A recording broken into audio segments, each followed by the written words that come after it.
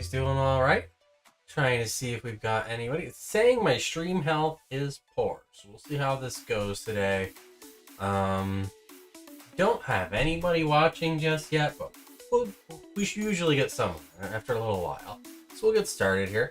I realized after I got on here that I had not yet created the GitHub repository, which means we need to do a few things.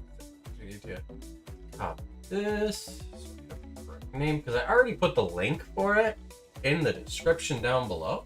So if you want to check out the code after we're done, it'll be at that link. I haven't created that repo yet, so let's go ahead and do that real quick. All right, so we got to go to my YouTube organization. Repos, create new repository name. Go, actually, let me get the description from here.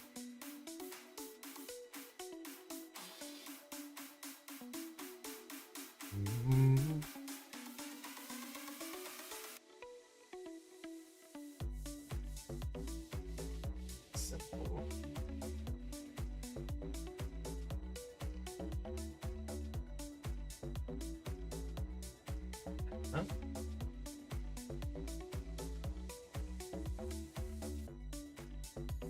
And let's grab, oh, actually, I should have that link right about, where is, there it is. That's the YouTube. We're going to make that public, create repository, and then we want to do, let's do all three of these. Then we're going to do projects. Really? YouTube, go. Should we do that? And then we're going to do nano, readme, start.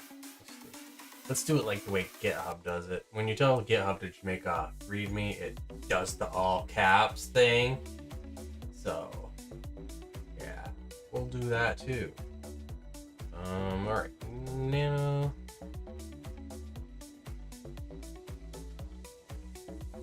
And then we'll, what did I set the description to? Can I see the description if I make this bigger? No? Okay, no, we can't. We can't see the description. So we're gonna go to the settings. Thought I could see the description from here. Apparently not.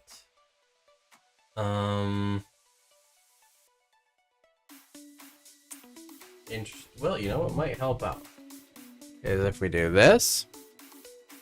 I gotta get better about remembering to show my screen. There we go. All right, so now everybody can see my screen. Just trying to get this repository set up, and I'm trying to figure out where on earth I can go to edit this description so I can copy it out. Apparently, I can't see anything yet.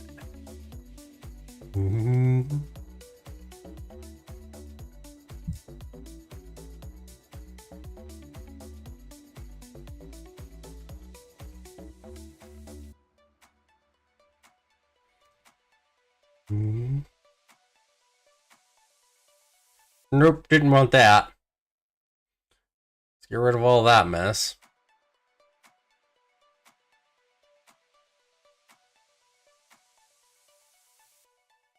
And we wanted that one. There we go.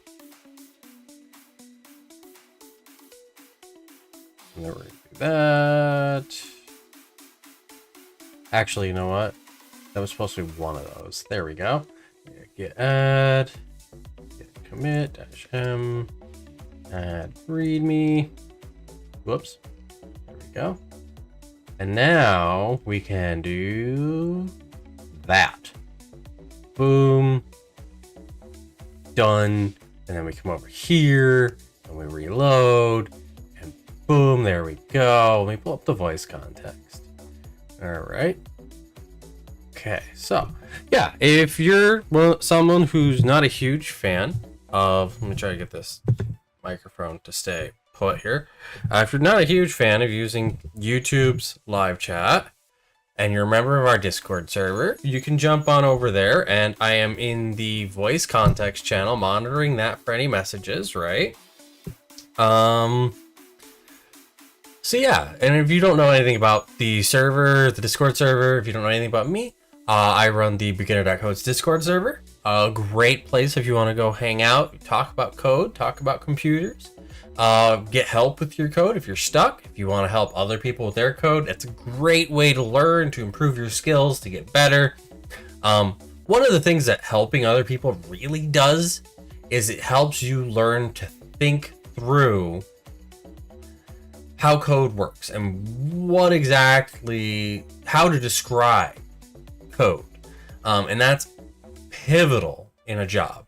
So I definitely recommend, even if you're not like a beginner and you would like to join a Discord server, the Beginner.Code's Discord server, the link is in the description. It's a great place to just hang out, chat, learn, grow, because you gotta have people all levels of coding skill. We got people from all kinds of different backgrounds. The mod staff is incredibly knowledgeable and skilled in quite a few things. So yeah, it's a great place to hang out. And like, we've got just, oh my gosh, what are we at right now? Let me see. We're like halfway between 8,300 and 8,400. Like, we're almost to 8,400. We're getting there. We'll be at 8,500 before we know it.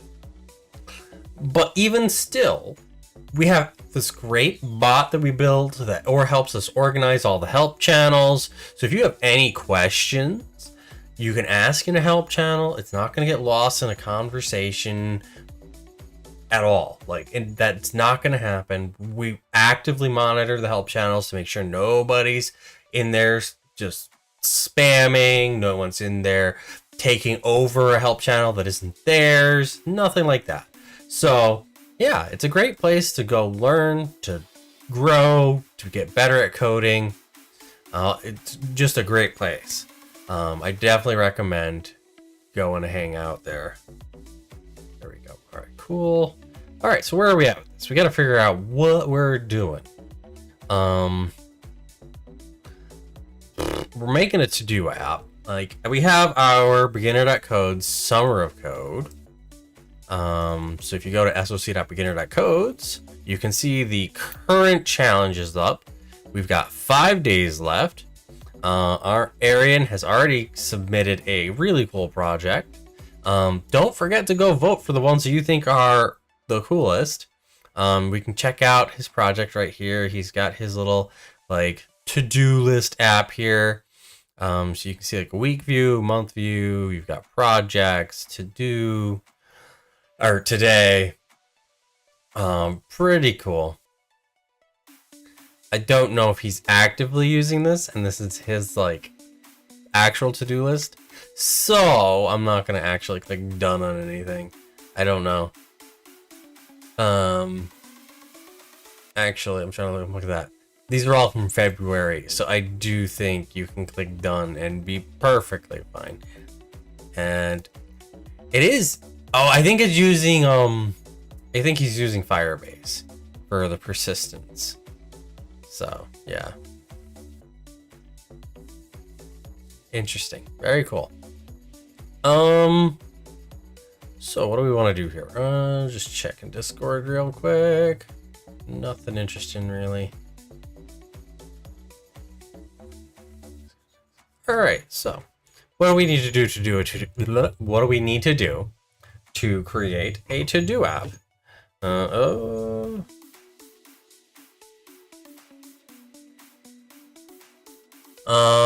So we're gonna need a way to represent a. Let's see. Is there some place we can jot all of this down? Let's just pull up VS Code.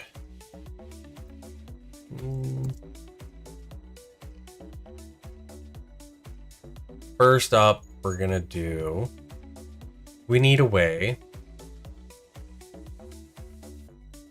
to represent a to-do task.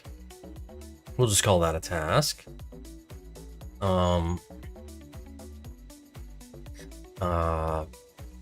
It's gonna have a title. It'll have, oh cool, recognize it as markdown. Awesome. It'll have a title, it'll have a description, it'll have a status. It'll be either done or pending or whatever you want to call it. We'll just call it done. So it'll be a Boolean flag. Is it done? Is it not done? I think that's what we'll do for that. Let's drag this out over here. There we go.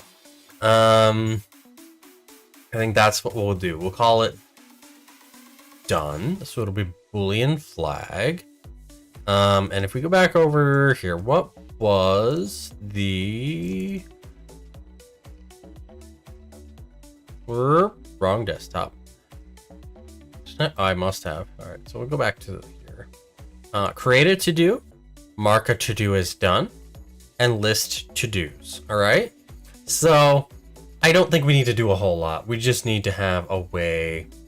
Let's see. How hard is it? You know what we'll do? I think this is what we'll do. We'll do like a flat file set, like just like a file system setup. So systems store to-dos as files.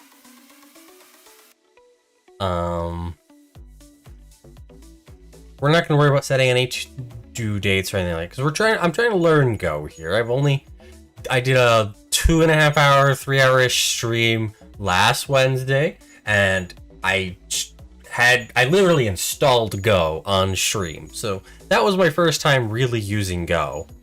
So we're on to hour 4-ish right here learning. We're going to get probably about 5-6 hours into learning Go today. Just like building projects with it, not really knowing Go. I'll tell you right now, I'm going to have a little bit of effort to do to get to the point where I can actually run a Go file again, because I don't really remember what I had to do last week. I was really following the tutorial on the Go website. So I've got some remembering to do and refreshing to do of my memory. So it's going to be a little bit of effort. We're probably going to have to create files. We're going to have to read files. We're going to probably want to use a struct for this.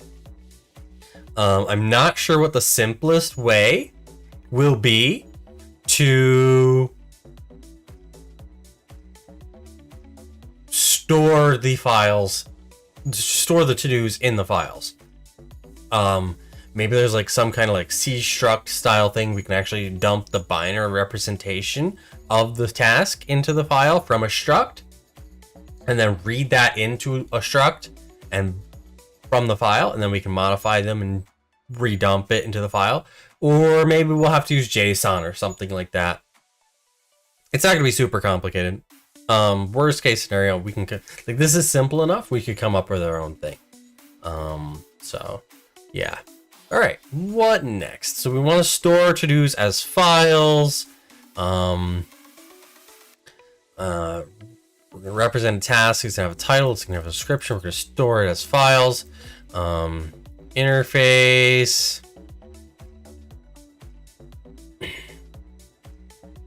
App named to-do. Command. Create. If I do this, ooh, cool.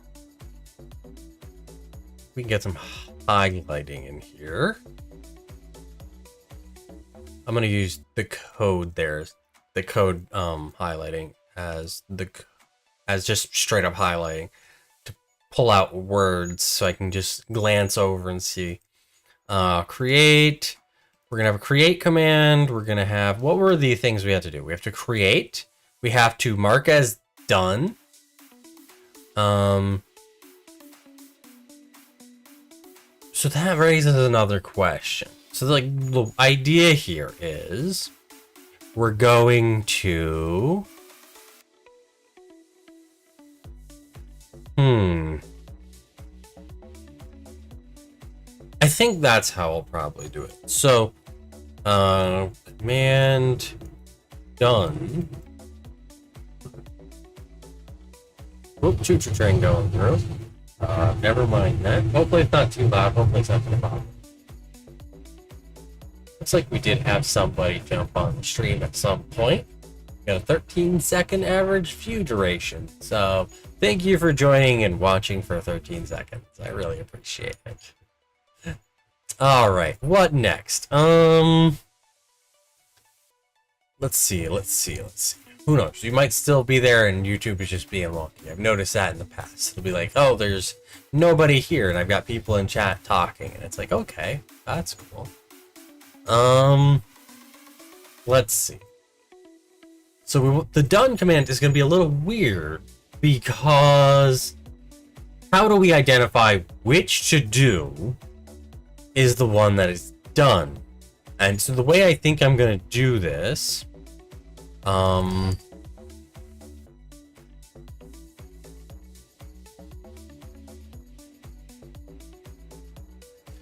want to do like a fuzzy, but like I don't know how easy it is to do like a fuzzy match in Go, how easy it'll be for me just starting out with Go to figure that out. So I don't want to necessarily commit to doing a fuzzy match. But what I think I'll do, and we'll see how doable it is. We might just compare the beginning of the string with whatever's put in for the name of the string. To do by first few characters matching. So essentially, what that means is if like you have a to do by milk, you could do the command, or you do like in the command prompt in the shell, you would type in to do because that's gonna be the name of our app, and then done, and then you would do by, and it'll automatically figure out, oh hey, you are meant to apply that to the buy milk task. So that's how that's gonna work. It'll prompt to confirm. So it's going to ask the user to confirm that they want to mark that task as done. If multiple tasks match, prompt to narrow down selection. And that'll probably give like a list of each of the possible task matches that match whatever search you put in there. So like buy, or if you had one to make the bed and you typed in just make, so like to do, done, make, and then you had another task, make a birthday cake, it'd be like, hey, do you want to mark done number 1, make the bed, or number 2, make the birthday cake? And then you'd put in 1 or 2 to select which one you meant. So that's what's going to happen there, and then that'll jump over to prompt to confirm. Nope, that duplicated. There we go. Alt. All right, cool. So that's how that's going to work. And then, so we got to create, we got to do done, and then we do command list. You know what? No. If you type in, if you just run the command to do, it's going to list out your to-dos. And then if you type create, you put in the title, well, if you type in create, how's that going to work? We're going to do it this way. Prompt for title, prompt for description. And the reason I'm going to do it that way, real simple, is because it's kind of hard to indicate where the title ends and the description begins. So by prompting, as soon as they hit enter, it will move on to the next one. And I do want to do one thing real quick. Is this the one? Yeah, I think this is the one I want.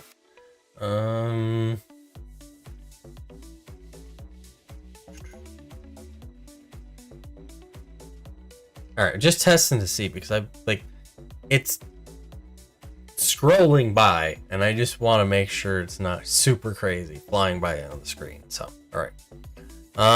Okay, so we're gonna prompt to confirm, prompt for description. I think it seems pretty simple right now. To get started, just get us in the flow of things. I think we're going to and that's another thing we've got to figure out how to do. How do we detect what the command is? Now, if we open up, if we check out last week's tic-tac-toe, tic-tac-toe, tic-tac-toe, main, I don't know. So here's what we're gonna do. We're gonna pull up Chrome, go get command line arguments, go by example. So we have to get the O package, and then we have to grab. Okay, so the way the args work is it always starts with the first item is whatever command was put in to run the program. And then all the ones after that are everything that was entered after, separated by spaces. So that's pretty simple. That's easy enough to do. Let's see if we just come over here. We're gonna go over here. We're gonna go new, and then we're gonna go package main import OS. No. I'm so used to PyCharm. All right, and then we're gonna do func main. Good, it detected go. And then we need to go back over here.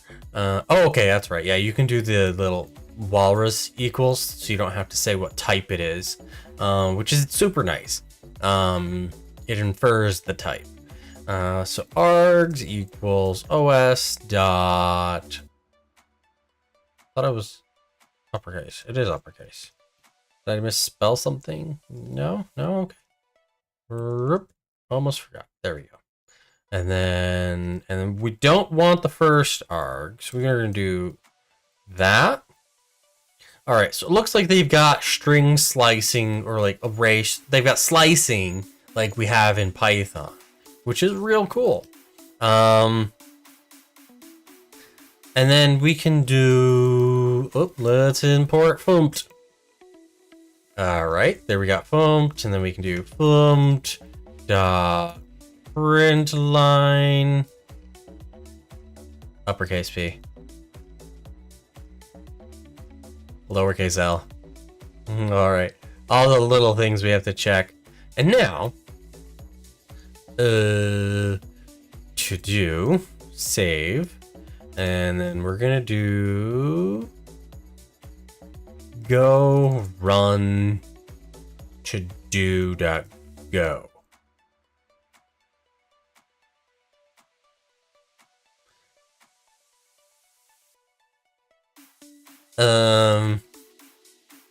Oh wait, it's supposed to be duh. All right, so we goofed up bad. There we go. We're gonna fix it. Don't worry, this isn't hard. Well, if I hit one button at a time and not two, that'd make life a lot simpler. All right, I think we got that right. You know, the thing is, you'll learn more when you're just kind of like banging your head into it sometimes. There we go. All right, so now like we see it printed out just that. And then does it go build to do.go? All right, let's see. Did that do the thing? It did. And now we can do, we can do this to do, and we run it, and we get an empty list. And then if we do to do example, Boom, now we see example in the list. There we go. We got that working. Now we can do commands. This is awesome. All right. Now, I'm trying to think here. We want to, like, what we don't want to do is put all of our logic inside of our main func.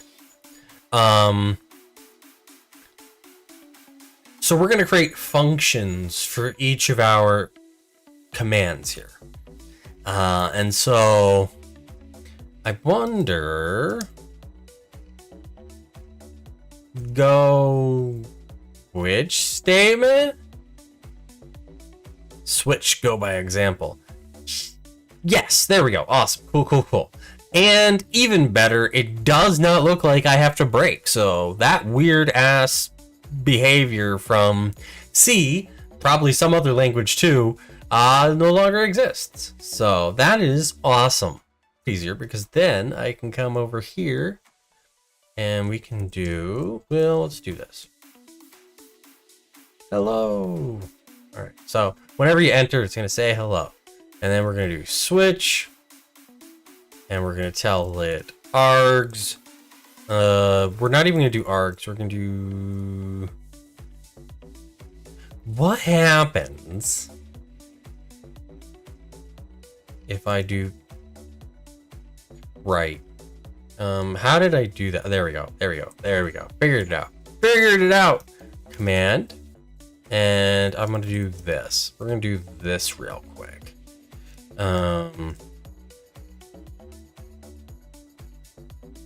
Run testing. So the command should come back as testing. Hello, testing. There we go. And then, but if we get rid of that, what happens? Does it blow up? It blows up. It blows up. All right.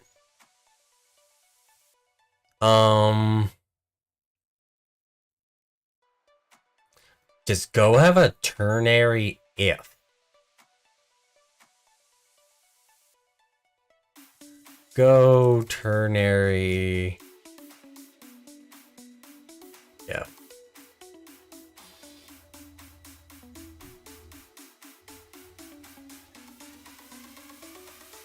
They just make you write the whole thing, huh? That's cool. Now, let's just bang our head into the wall. Let's learn a little something about... where did VS Code go? Hello? There we go. Let's do this. If len os.args is 1, we're not in Python, command equals list. All right. Else, then we do this. Because if it's never going to be 0. So if it's not 1, hey Kintech, how's it going? So now we're going to find out. It's yelling at me. Like if I go over it, undeclared name, so the scoping rules don't allow me to do the thing.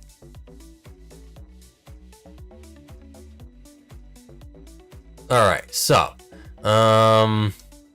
bar command string, and then that, and then that, and then it works. So we just had to get the scope correct. So now if we run it, it'll say list, and then if we run it with testing, it'll say testing. Cool. All right. So I'm gonna make a function to do that. That's just a mess. Func get. Oh, how does Go prefer us to format our function? Go function naming convention. A name must begin with a letter and can have any number of additional letters and numbers. A function name cannot start with a number. A function name cannot. But what are the rules? Like, what do people want?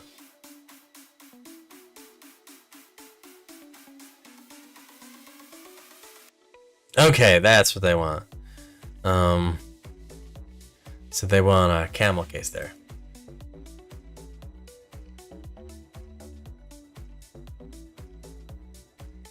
And so get command.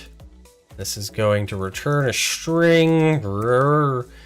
Python muscle memory over here. And that'll actually simplify this a bit. I won't have to do anything crazy. We can just do command, get command, right like that. And for testability reasons, I'm actually going to do that. Right? Args. And then let's see if I can remember.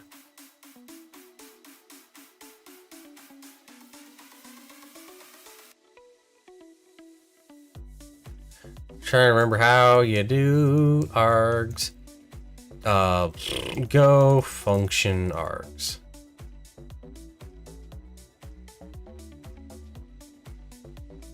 I'm not gonna lie to you. The fact that the capitalization of the first letter makes it public or private is just silly. Just silly. Like, yeah, that's just silly. All right, so why is this? Is it just because I didn't use it yet? So I'm pretty sure I got that part right. I don't know. I guess we'll find out in a minute, won't we? Then we paste that in, and if I change this to args, nope, it doesn't like us. It doesn't like us. Turn.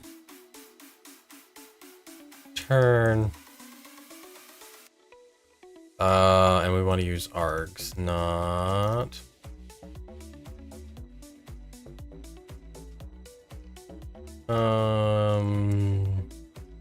go type array.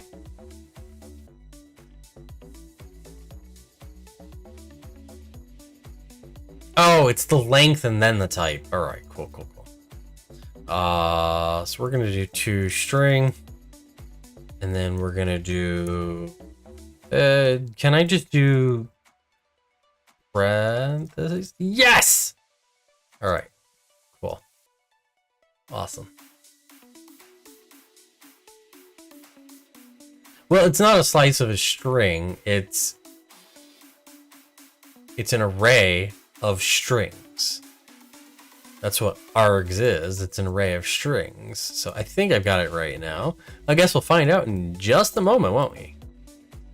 That worked. And then if we get rid of it, it's list. There we go.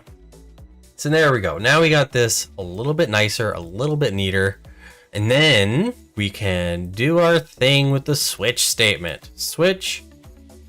I feel like it's going to be like this. Case. List. And then we're going to call run list.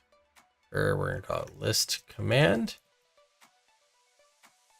And I'm trying to think.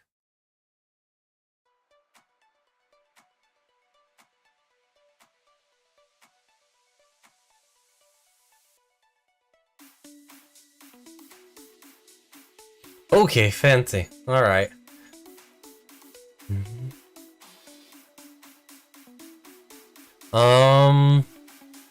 List command, we haven't defined that yet.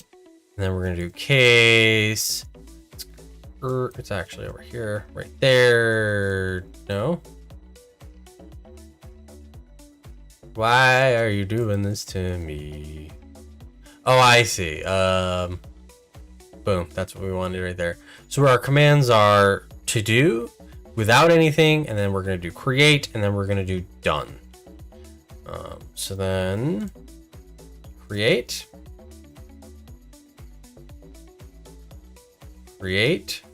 command. You know what? Change the naming. Command list. Command create. And then one final case will be done.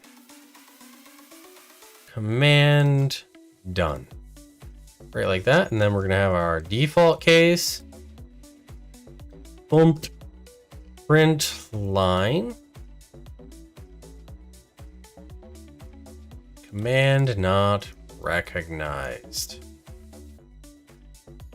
All right. So let's just go ahead and actually done requires some input from the command line. We're going to do that. We're going to pass in the args. And like the reason why you want to pass in the args, because like, sure, this OS package is global to the entire file, right? But let's say we were to write some tests, we would have to figure out how to override how the args variable is treated inside our test, how it's created and populated inside our test. Whereas if we just pass it into the function, we can just pass in whatever array we want to the function, and it'll handle the it won't care what's the passed in as the actual args. So you just want to pass it in yourself. Command list. So there we have our first function. Func command create. And there we have our second function. And I actually want her move that up. Okay, they only want one space between functions. That's like Python wants two. Guys, get together and make up your minds. Func. Let's put this one up a bit. This one's gonna be up here. Func command done. And then that one is gonna take args list of array of strings. There we go. So now we have our three commands. And now if I were to run this with testing, it's gonna say, hello, sorry, command not recognized. But then if I do like this, nothing happens. It just says hello. And then if I were to do create, nothing happens. It just says hello. All right, cool. Now let's figure out how to actually, I wonder, go save struct to file. Ooh, yes. Write struct to JSON file. Let's just do it as, let's see how simple this is. It looks like it's pretty much going to be simple, right?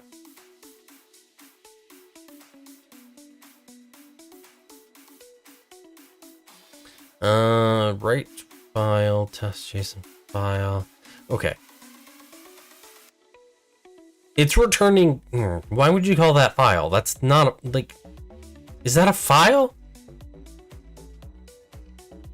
I don't like this.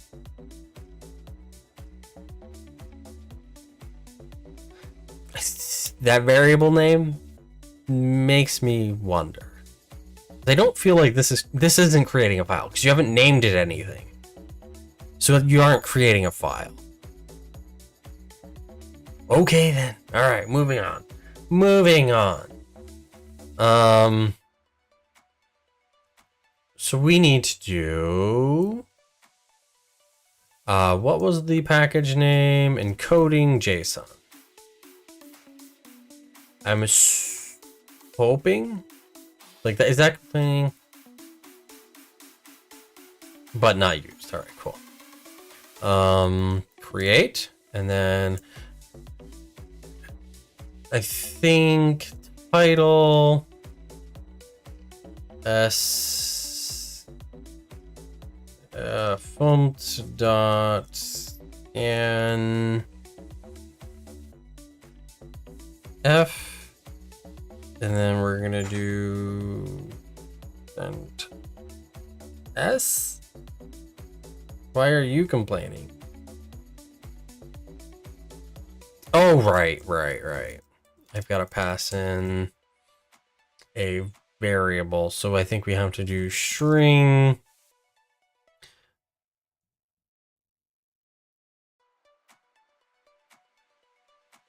title string.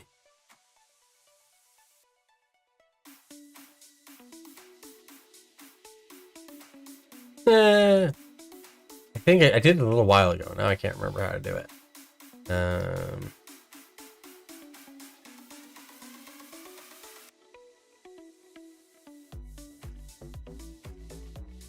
go get user input. There we go. Print line first, var first. That's what I did. All right, title string. It gets me because it's complaining that it's not being used, and like I understand it's not being used, but I just created it. You make me create it before I use it. Like, what more do you want? Like, holy heck. Title. Here we go. So now we're getting the title. And then we're going to do var description string. Gets me every time. I'm just like, why is it underlined? Scanf and S and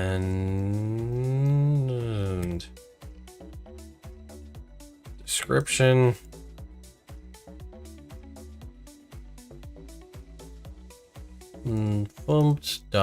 Print. Please enter the title. Please enter the description.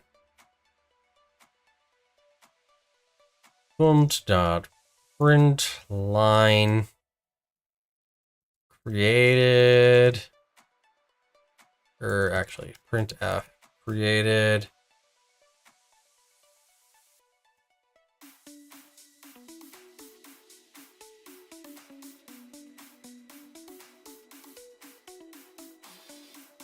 Go print.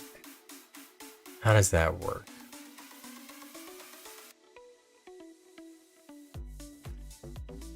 All right.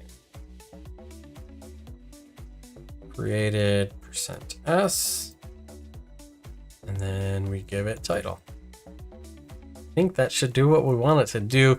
Like, I'm just trying to get the user's input. Create. Please enter the title. Testing titles.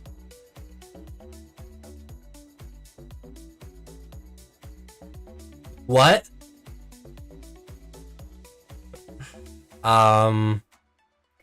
I think I know. I don't want scanf. I want scan line.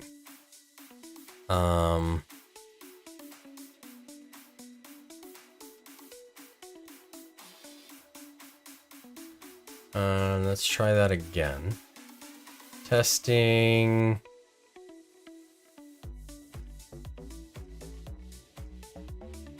Titles.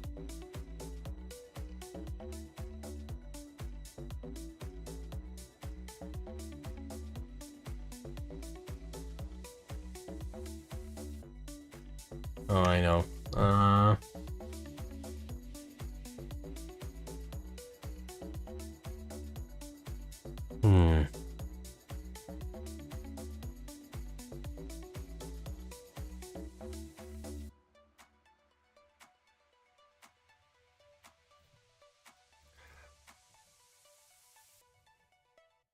Why can't this be simple?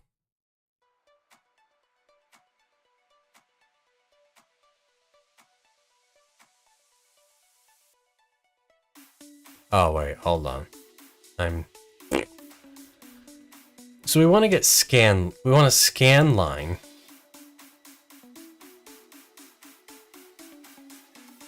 We want to put it in here, right? Yes. And then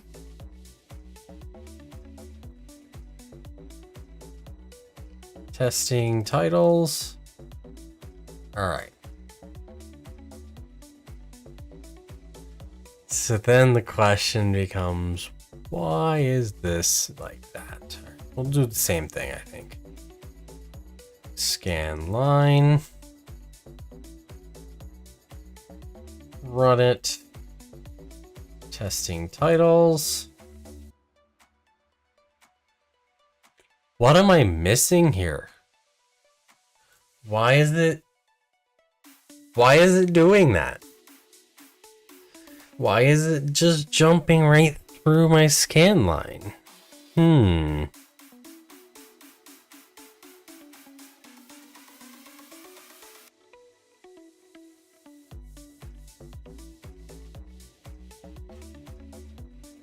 because they're doing the same thing. They're doing scan line, they're doing scan line, they're doing a print.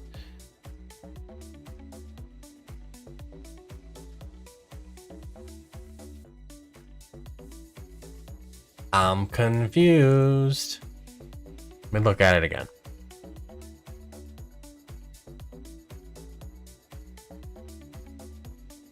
Why is my cursor a plus? A magnifying glass. There we go. Fixed it. They're using scanline, just like me. This makes no sense.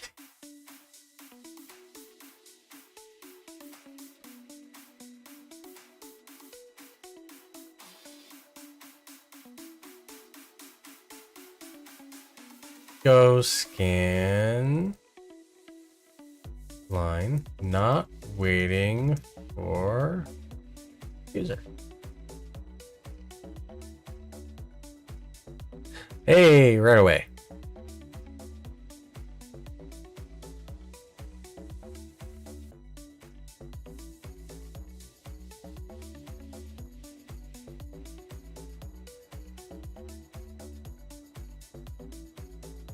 Well, this answer doesn't help me.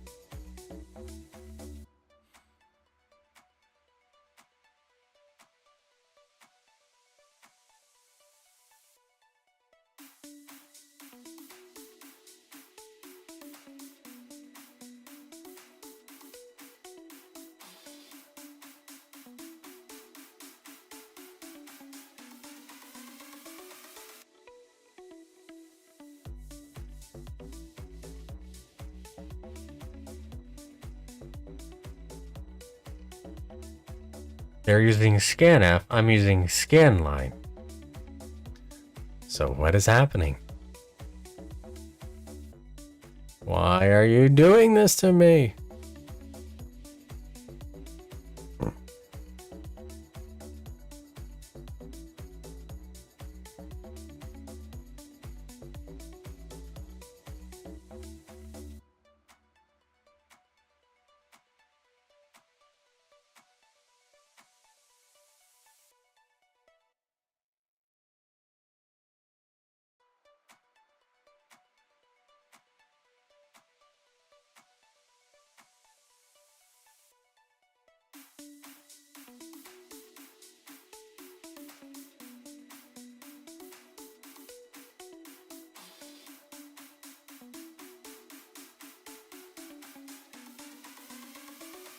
Well, that's confusing. If the program requires reading a full line from standard input, instead of using the filmed package, it is better to use buff.io. They conveniently have an argument or an article to help us with that.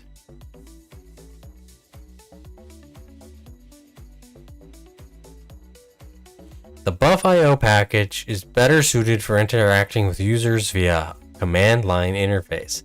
Well, that would have been nice to know before we started.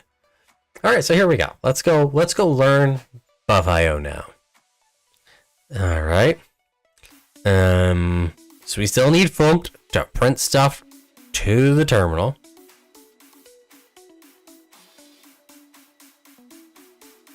Where is that? All right. Okay, I see. So we're reading in. Lovely.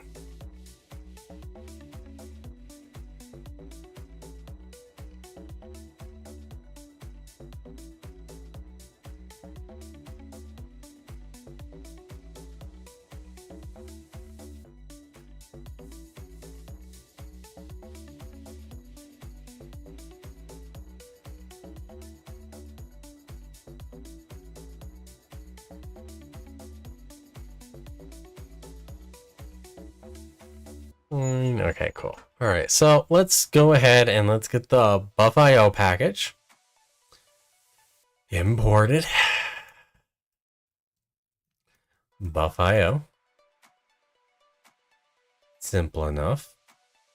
And then Um,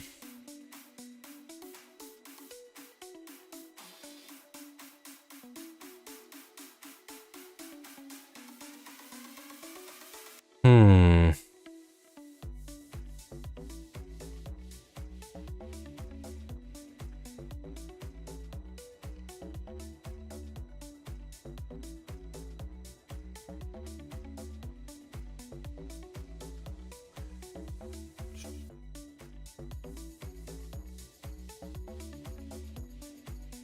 Reader buff.io dot reader. And then we have to import, no, just OS. We already have OS. OS dot standard in. All right, pretty simple. Is that what they did? Yeah, that's what they. Oh, new reader. New reader. There we go. So now we've got a reader. And so instead of doing this, we have to do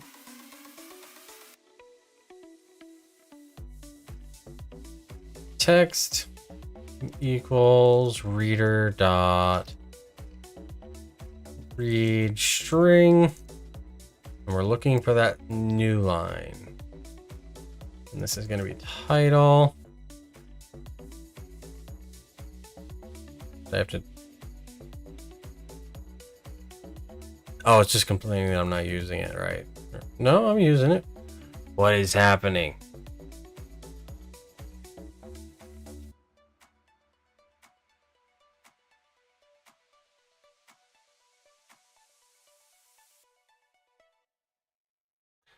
Are we doing a C thing? Oh, we're doing a C thing. Okay. All right. Undeclared name title. There, fixed that. Little things that you gotta learn along the way. All right, and then we're gonna do description. You go away. Go away. That reader dot read string. We're looking for that new line byte. And if we save that, and now if we run it, please work. That's a run. Oh my goodness. Oh my goodness. Go away.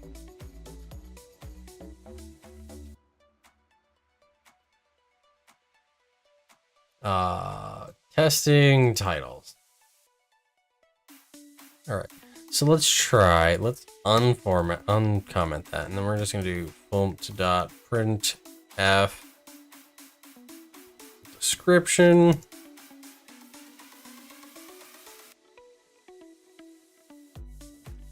Just so it'll stop yelling at us. Testing titles. This is the description. Finally got to enter a description. And then it says created testing titles. Description. This is the description. All right, awesome. So that is now functioning. We're gonna put a new line right there. Now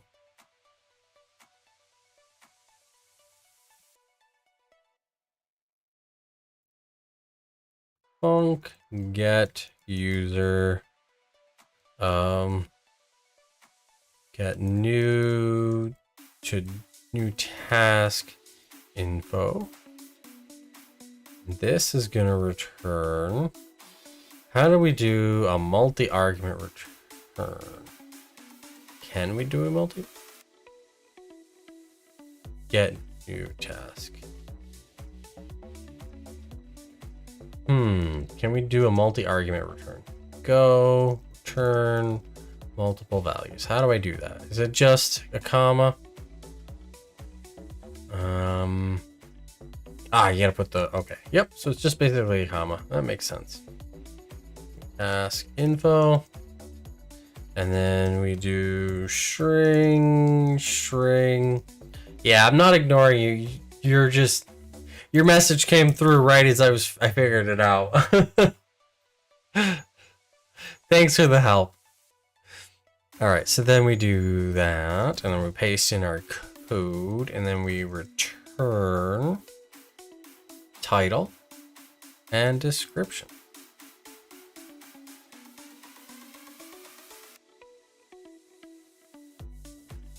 Like the hardest part though is just figuring out how do you type the function for the multi-return. So title, description, and I don't know. We're gonna ignore that for now. I would like, what I was thinking is I would like to pass in the standard IO, but I don't know how to type that, and I don't want to figure it out right now. So, what are we doing here? Get new task info. And description isn't being used. Create new task.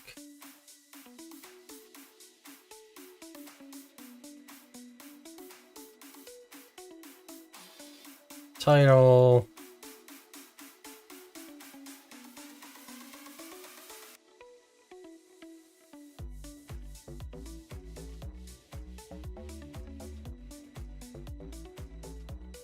And then save task. So we're gonna do that.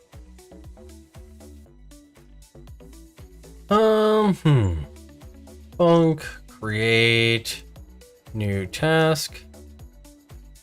Title string description string. And it's gonna return a task. Now we have to define a task. Struct task. Task struct. I'm trying to remember. Go create struct. Go by example. Type person struct. There we go. Type task struct. We'll follow convention here. And then it's, yeah, basically like that. Tab, title, string, description, string, done, cool. All right. Oops, I see a mistake already. There we go. Create new task. Then how do we use that? Person, and then you use curly braces, so it's like a dictionary. Return task, title, description, done, false. Like that. So that's how we create a task, and then func save task.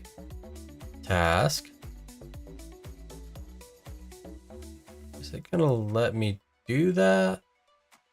I feel like that's a bad idea. New task. New task. And then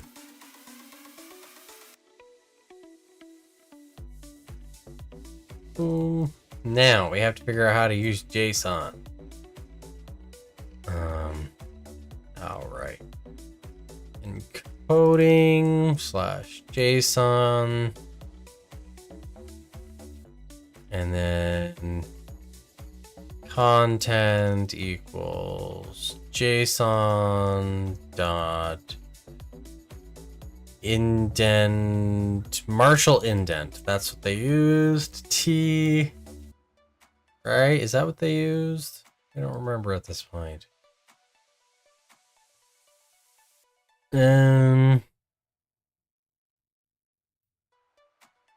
Okay, I see. You gotta pass in a little bit more info. And it's still yelling at me. Did I miss something?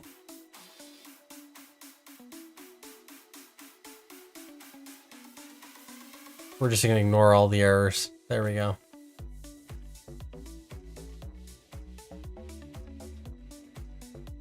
Oh, it's just IO reader. Okay, so I could do that then. So let's do that. So like for create, we're gonna do os.standard_in.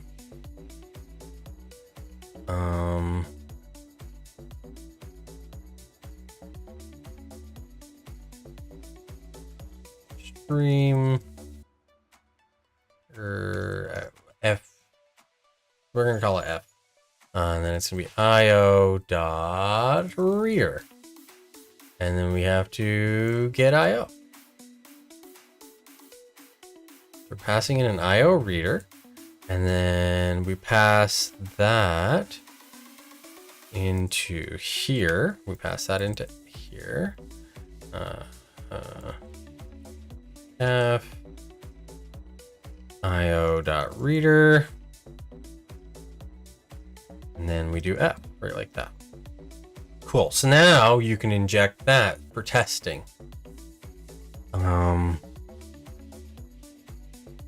Standard in, and then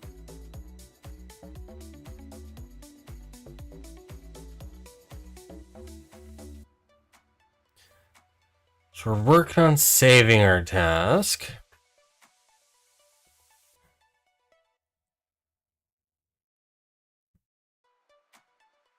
Now I'm curious.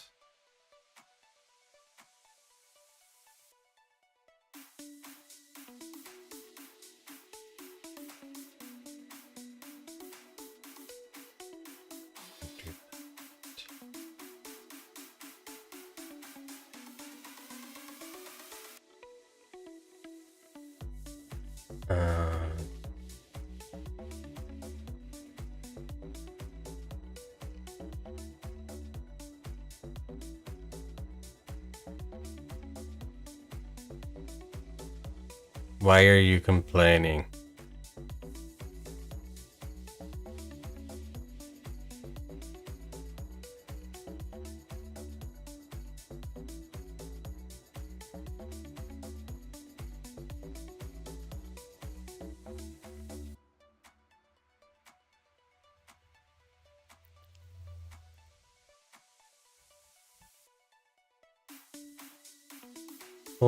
Dot print line content.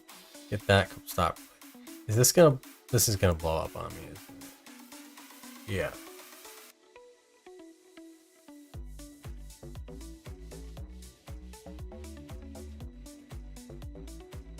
Oh.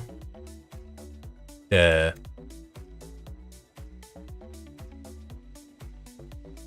Now I see what was wrong. Ta-da.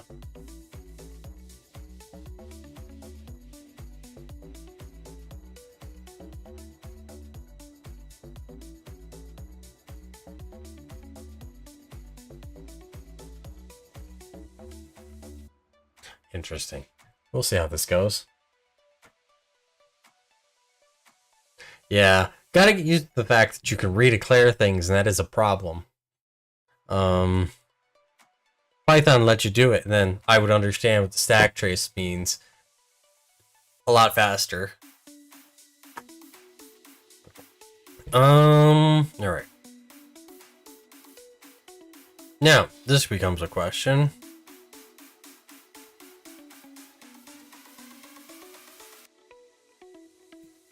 Cool. Because then we can do os Nope, that doesn't make sense. That's not what we want to do. We don't want to write anything. We want to create a file. So how do we do that?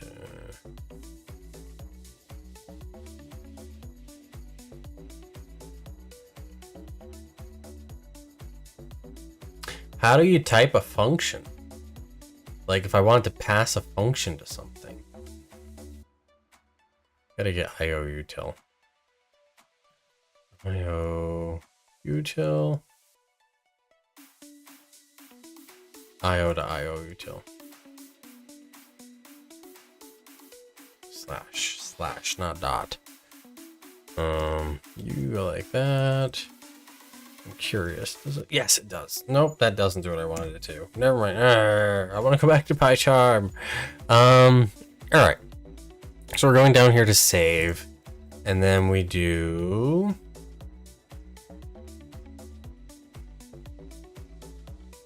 We're just gonna assume.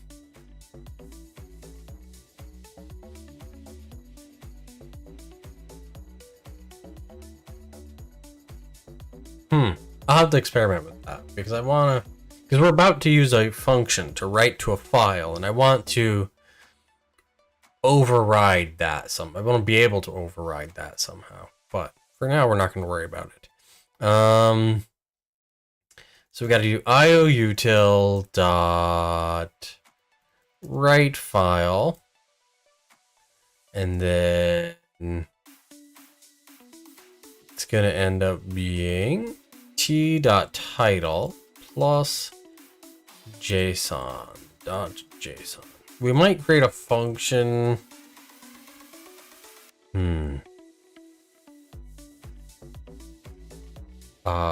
Create task file. Python coming through there. Name. Then we pass it the task or t. And then content. And is that everything they passed into that? Then we gotta pass in the. There we go. And then we gotta do func create task file name t task string, and then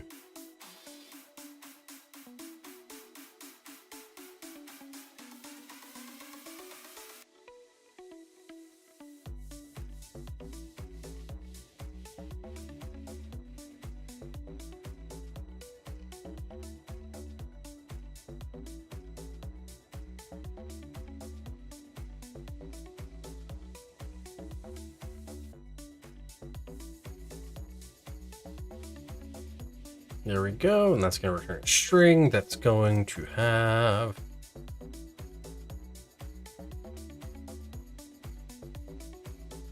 it's strings.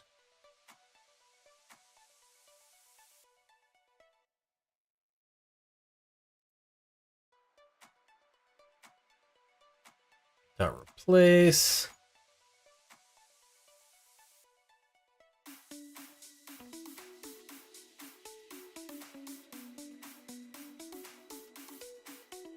Oh god.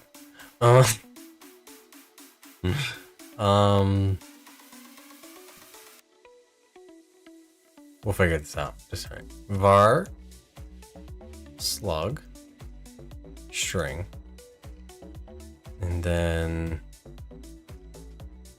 show me the thing. Replacing spaces with on t.title with dashes. All right. Was that everything that we needed to do there? N is probably a limit. And then we return slug. No, wait. So that should... Yeah, it returns a string. All right, cool. So we can just return it then. All right, I got a little bit confused there. We figured it out, I think. Why are you complaining at me?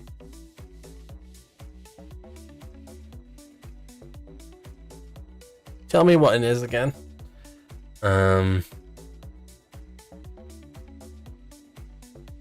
So I have to explicitly tell it that I want everything to be replaced. Cool. All right, cool. We can do that. That's possible. So there we go. So now we're going to generate a very simple file. And then let me see. We can do strings dot low to lower. And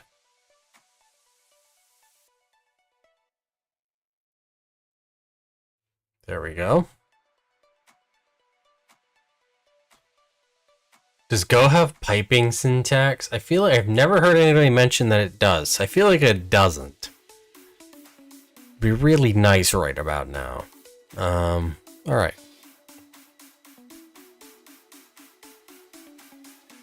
So now, and then we're gonna create a folder tasks.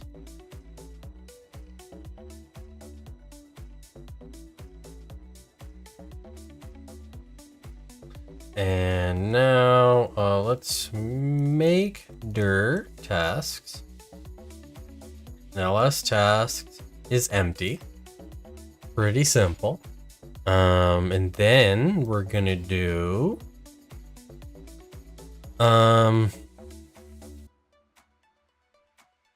we gotta create testing titles. This is a test to see if the task saves. Created testing titles, ls tasks. Well, that was not what I asked it to do.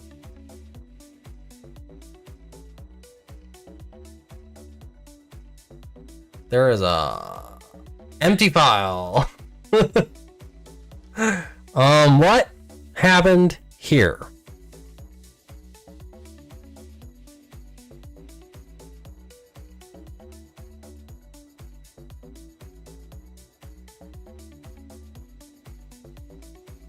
Where is this falling down? Where is this exploding and just failing to function? Because it says created testing title, so we know we're getting the title back, right? So it's somewhere between create new task and save task. It's not functioning as intended.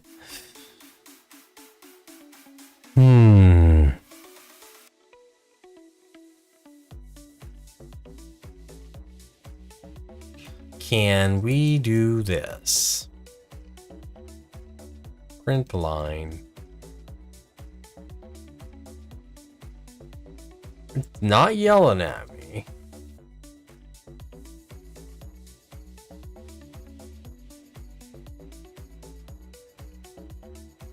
So it's got the proper stuff. Did we... what is happening? I was a little bit confused before because when I did the... I told it to... Because before I did bumped.println content, right?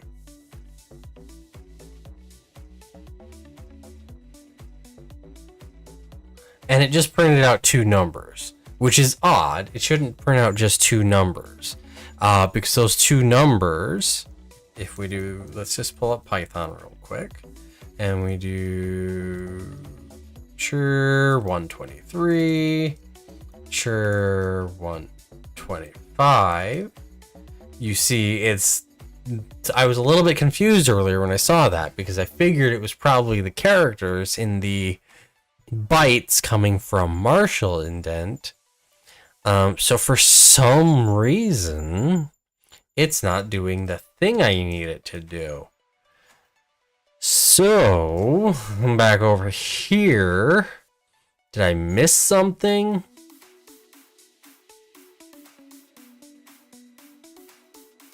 Encoding JSON. First name, last name, email, string, age, int, month, salary.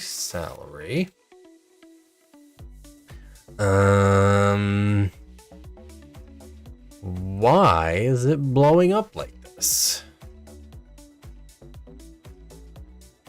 Save task is being called here. New task. I printed it out after that line. Like if we were to print line t, right? We'll try that next, I think. Yeah.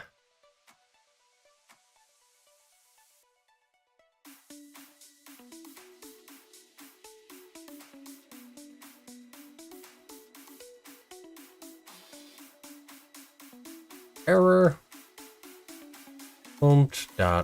Print line error.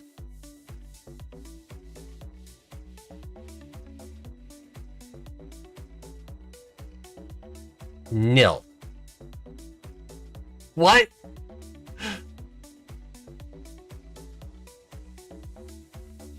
Let's look up a different. Like, now I'm just confused.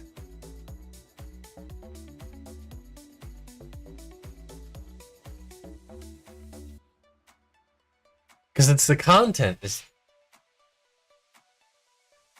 Hiding the error is bad, but there's no error. Everything is correct, but content is not. So, like, let's look at it one last time. Data. No, yeah, they're just assigning data to the struct value, and they're calling JSON Marshall indent. So say struct to JSON. Let's see if we can't find something different.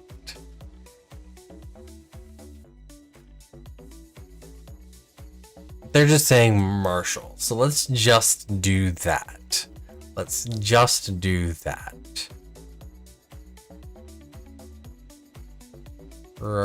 Not what I wanted to do. Go away. And testing. Yeah, whatever. Testing. And then if I ls tasks and I cat, it's still empty. What is happening? What is happening? So there's no error. It came back as nil. If I do content, testing, wait. Oh my goodness. Oh. Come on, go. Same thing. What on earth? I have an idea. What if we do this? What if we do this? I don't know why that would be the problem. We're gonna find out. Create. Testing. Same problem. So that wasn't the issue.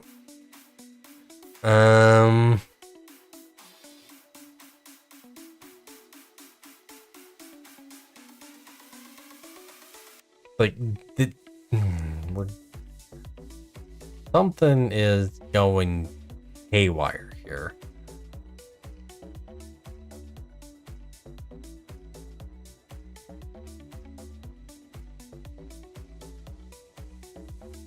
Excuse me? But what the heck?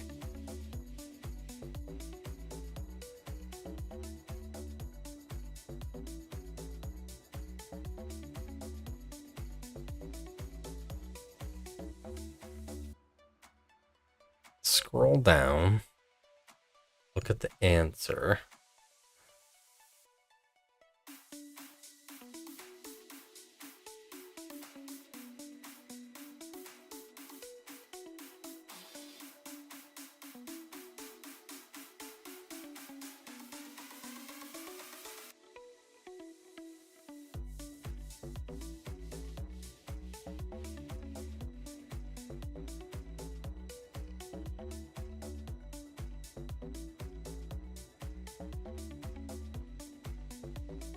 Why does this code look just like mine? And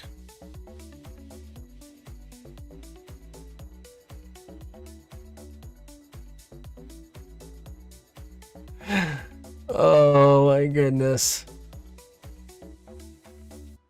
Any ideas? Any ideas at all?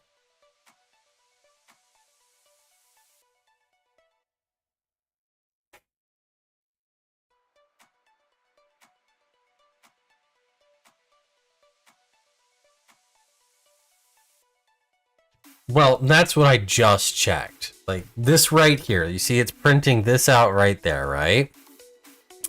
That print is coming from right here.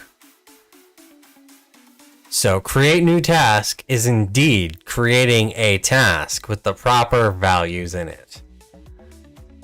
And save task is getting a task that has a title, that has a description, and yet it returns an empty JSON string.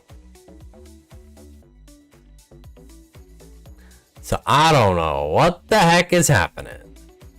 Like we can do another one. Let's, right, you gotta do, no, you gotta do this. There we go. Content, and then we're gonna run it again. Testing, testing, testing, just do the thing. So yeah, there we go. You can see the object has the values, and we're getting the 2-character result. And that's printing from inside the same function, both values.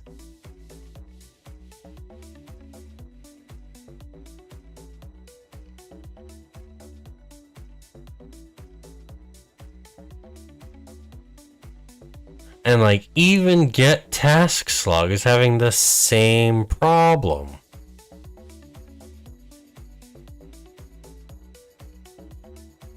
What if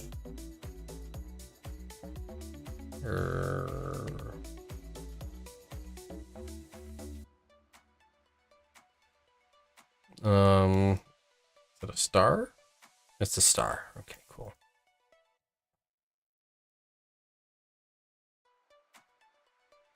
And this is going to be a star.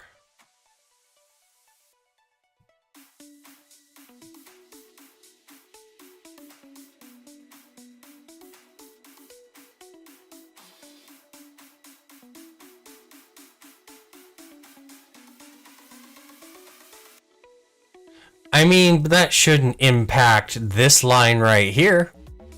This line right before we ever call get task slug, which is returning an empty JSON.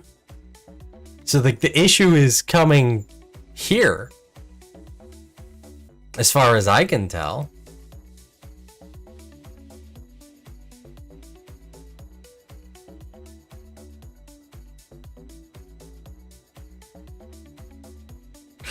Oh my goodness.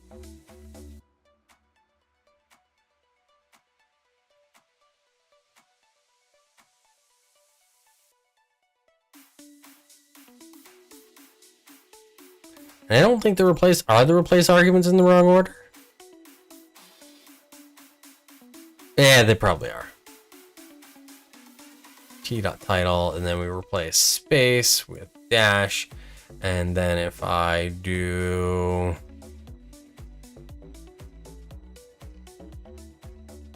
switches for me, please. Testing, testing, and then we ls tasks. Okay, so that one.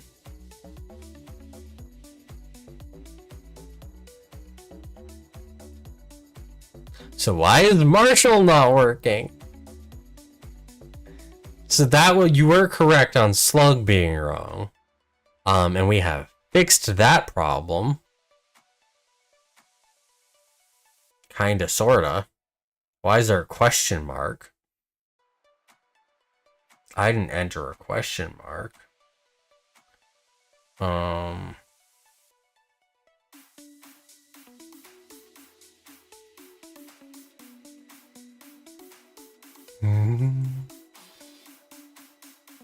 Strings dot place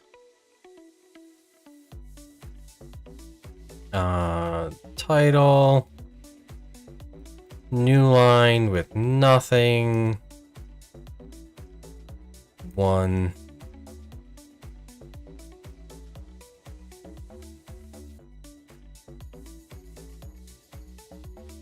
Description, new line, 1.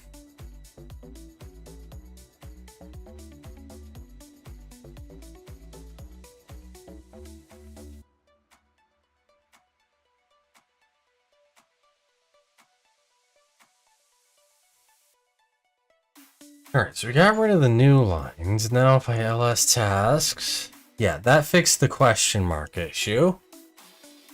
Like, it makes no sense, doesn't it? It doesn't make any sense whatsoever. Like, what is happening?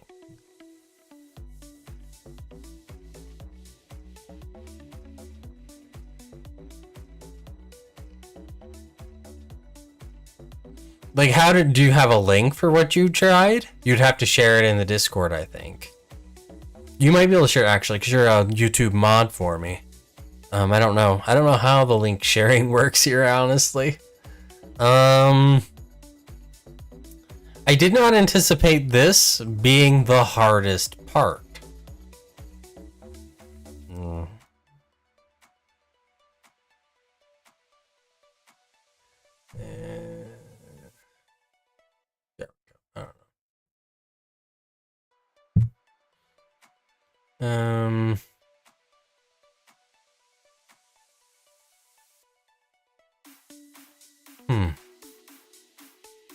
Let's just keep Googling around.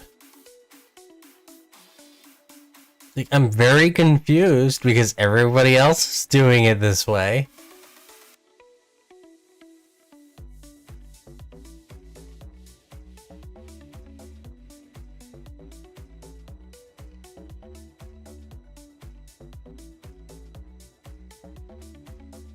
Let's see if we'll look at another one of these.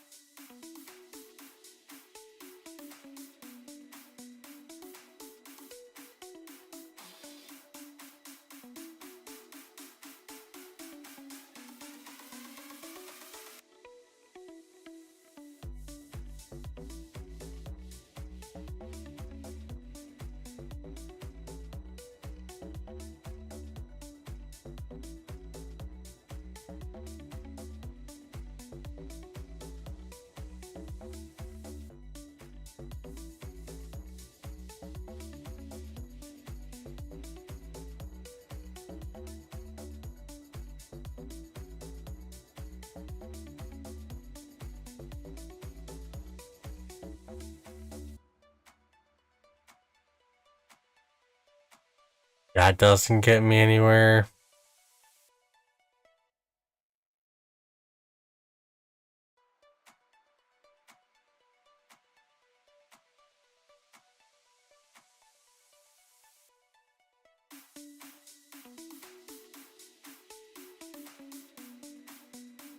Hold on.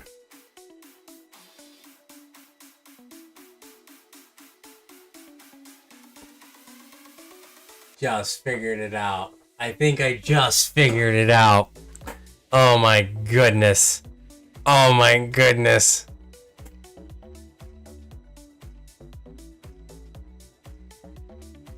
So help me. If it's as simple as this.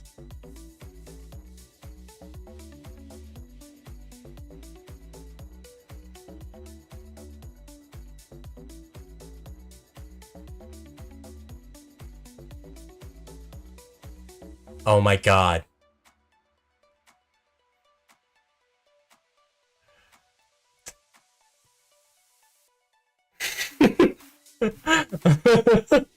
Well, we figured it out. So now we do cat tasks. This one right here. It worked. Boom. Boom. There we did it. If you want it to export, it has to be capitalized. Otherwise, it's private. It just hit me. All of a sudden, like, wait a minute. All of my names are lowercase. Capitalize them, and bam! It worked. Oh my goodness.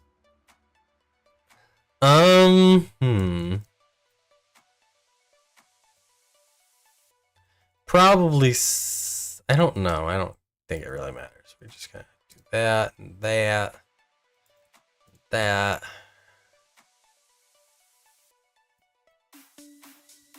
Boom. All right. So, what's the next thing we gotta do? Let's do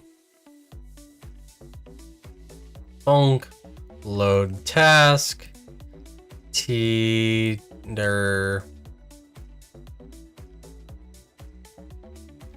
I think we need to do the list command. And you know what? Trying to think here. We're actually going to remove the done field here. And when they're done, we're just going to delete them. Know what I mean?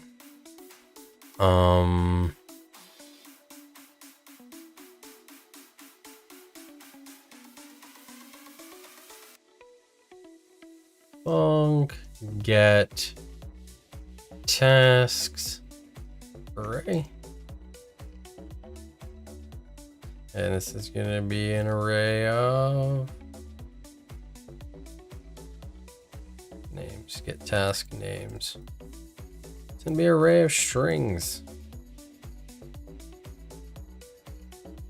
Now we have to figure out how to list files in a folder. Go list files in directory.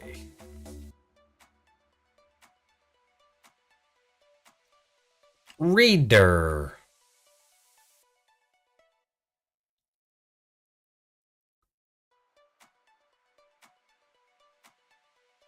Seems simple enough.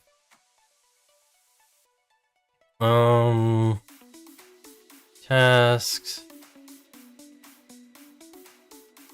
Var tasks.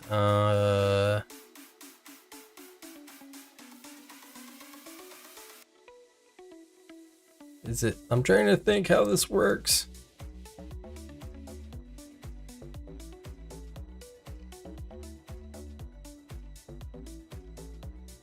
How do I make an array? Is it as simple as all right, we'll just do this.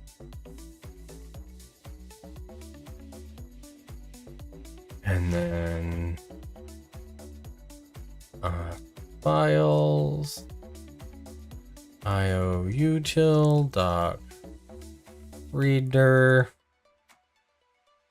tasks for file name in range files.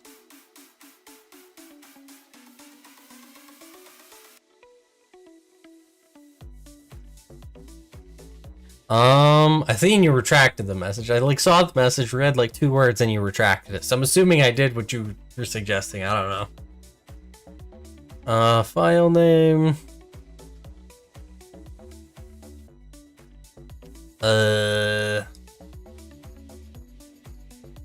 Go. I'm trying to think here. So it's not giving me the file name. It's giving me an object, but I don't know what it is. And VS Code is just as clueless. Cool. What is it giving me a list of? The official docs reader. File info. Name, size, mode, right, so it's just giving me, so we can get the name.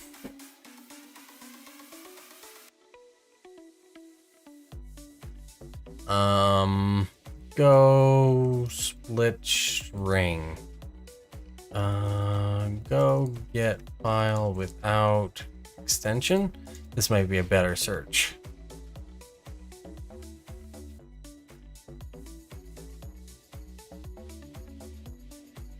Yay! Yeah, I'm glad I did. Because we can trim suffix. Where does file path come from? Oh, okay, wait, no. Do I have to import file path? I think I've got to import file path.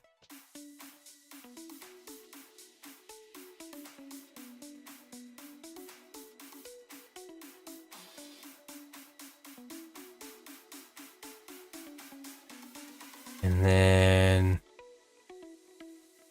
what are you complaining about? Oh, right. There we go. Name equals strings dot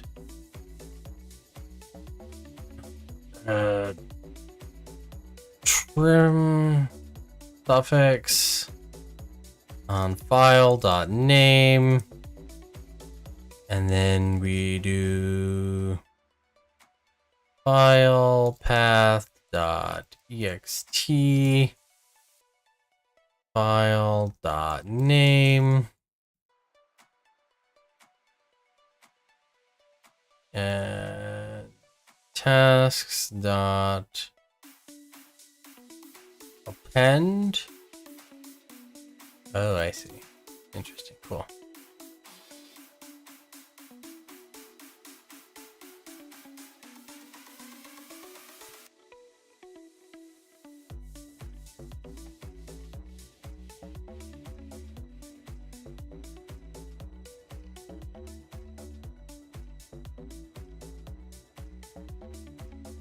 What?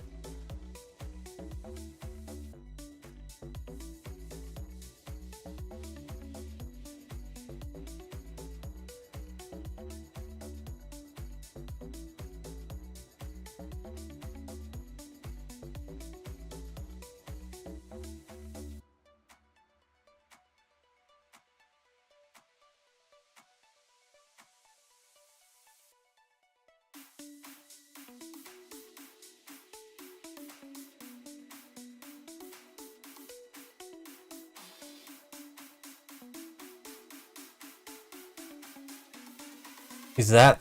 Oh my gosh. I get what's happening here.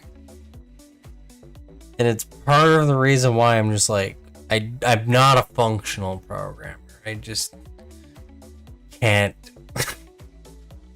It's because of functional. Like, they don't want to modify in place. And it's like, okay, I get it, I guess. So return tasks. There we go. All right. So now we're able to get task names. Tasks equals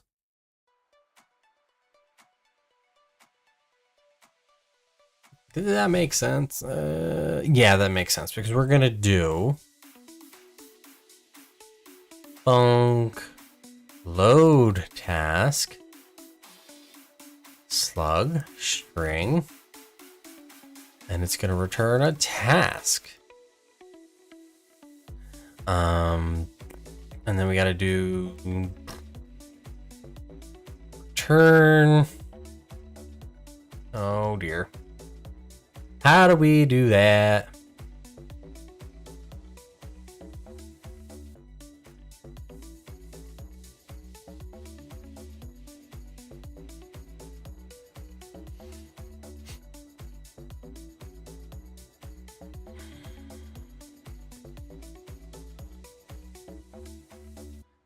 T task, and then we do JSON dot unmarshal. Are they gonna make me do this? I think unmarshal. Great. Okay, so you're not actually gonna show me.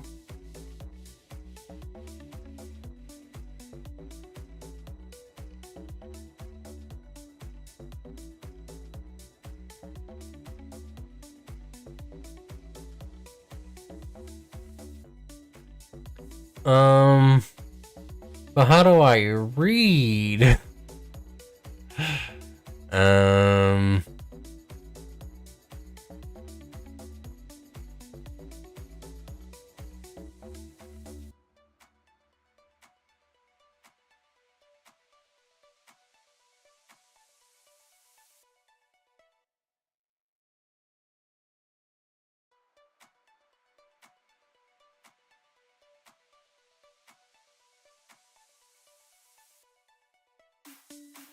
Go load JSON file.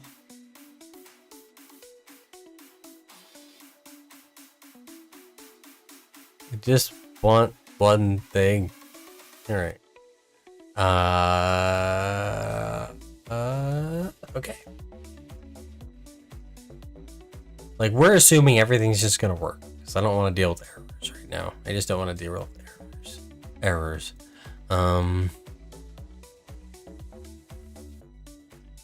JSON file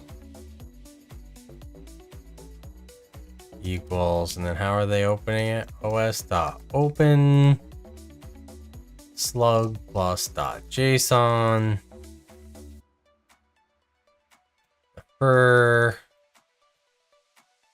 JSON file dot close. So that'll make it so it closes at the end of the function. Unmarshal JSON file. Why are you doing this to me?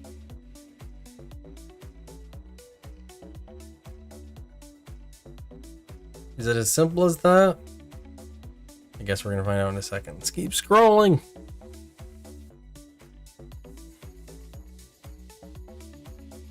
Ah, yes.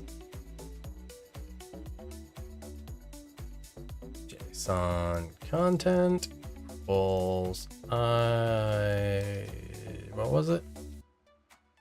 IOUtil dot read all from JSON file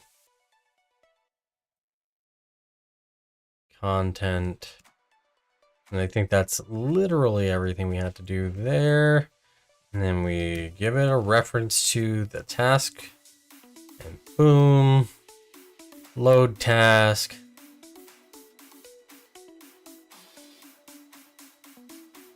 Task names.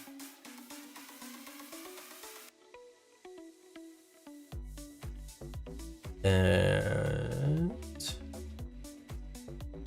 get task names. Group for T range task names, and then we do Nope, we want to do that. Name key equals load task name.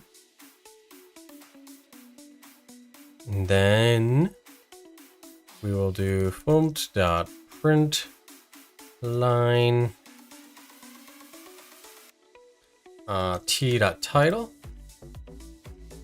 And then we do this. Description. No, what are you? And boom. Will that function the way I want it to? Guess we'll find out in a moment.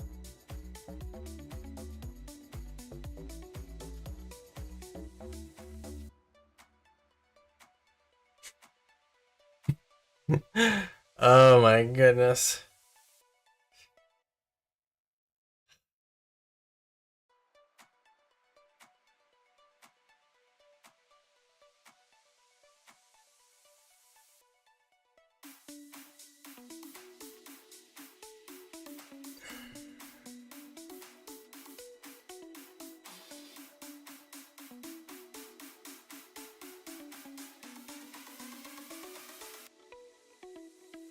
Well, you know what?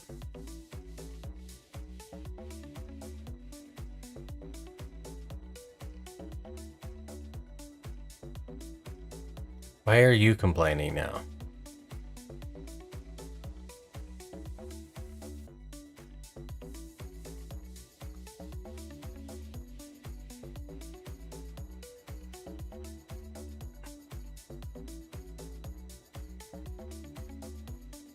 JSON.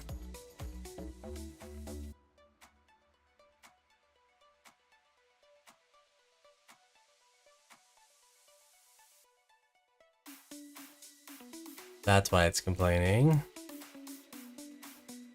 Probably because of that. And what is this complaining about?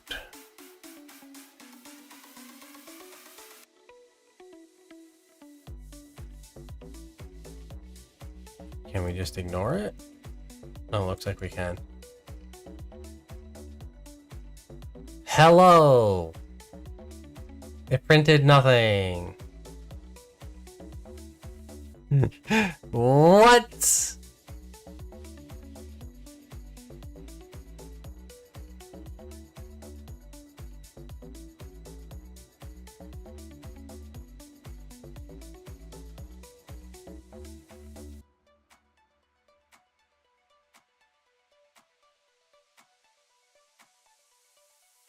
ERR.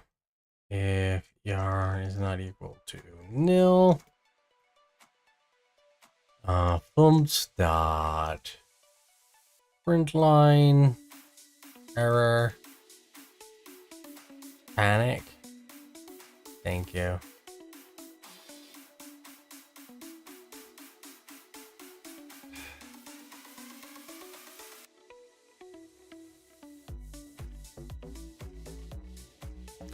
Oh, right.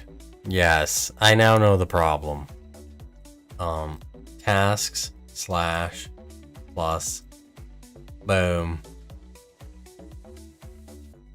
Ta-da!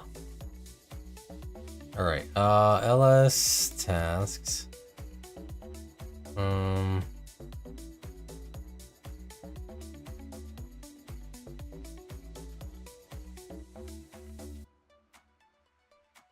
Now we need to make this a little bit smarter, methinks. If file dot name 0 is not equal to dot and file, I think that's good enough.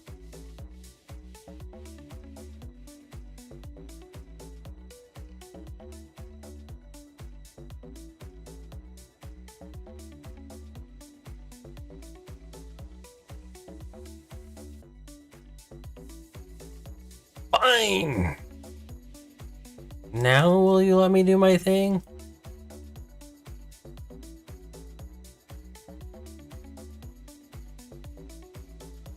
All right.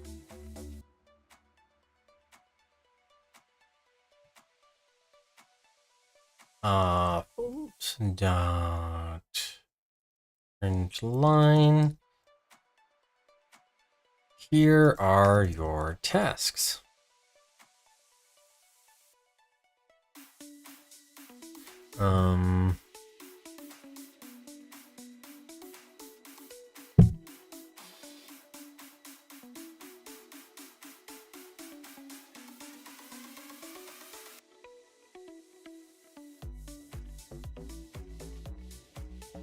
There we go. All right, cool. So now if I were to open this up, description. There we go. All right, so now we're listing out the tasks. Let's do a little bit more to make that formatting a little bit better.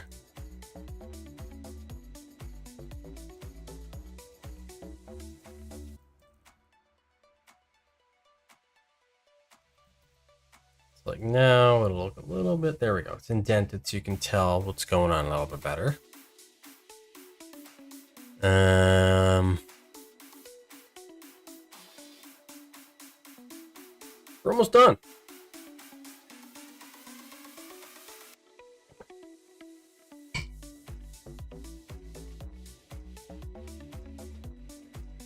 All right.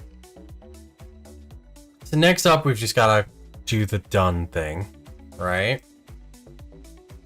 And I think what we're gonna do, if len args is less than 3, dot print line, you must name a task.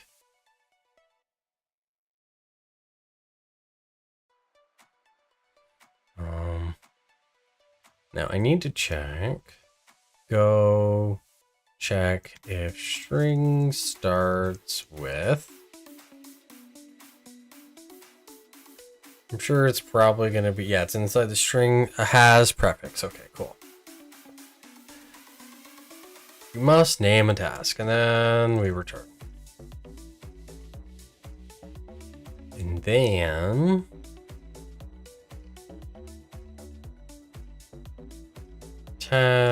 t equals find task.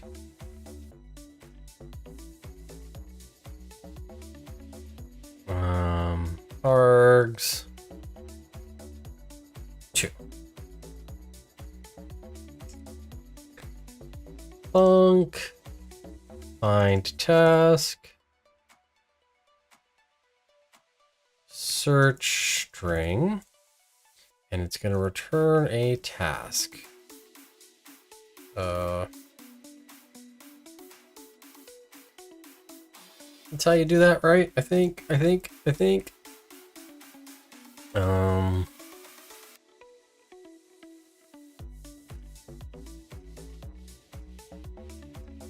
Slug equals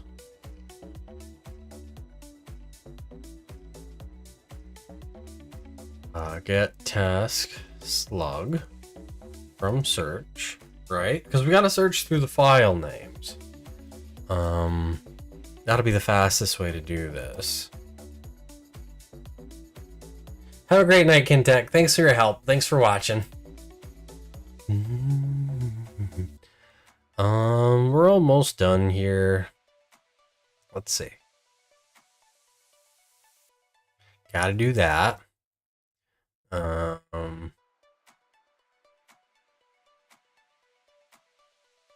Or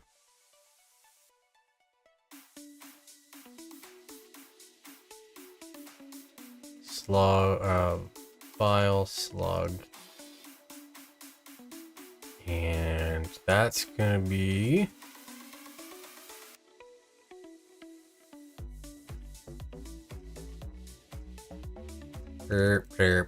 get task.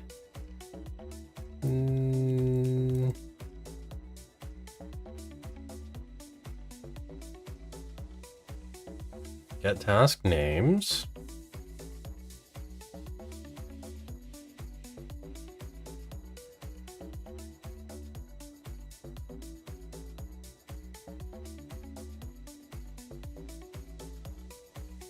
In range task slugs.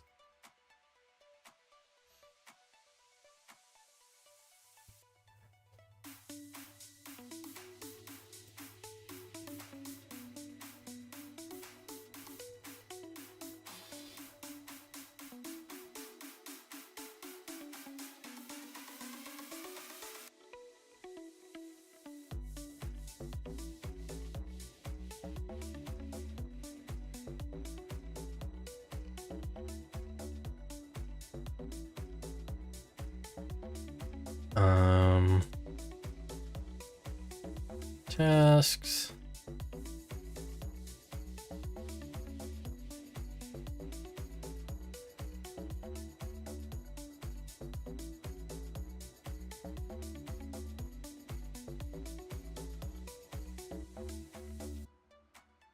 Yeah, you know what? Yeah.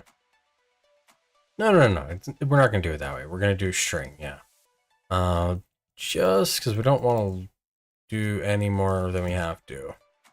Like, if you got a lot of tasks in that folder, you might have a bunch that might match a search. And if you have a bunch that match a search, you're not going to want to open every single one of those files. So we're just going to get the slug for each file that might match, and then this way we can show them. So now, if strings dot has prefix task slug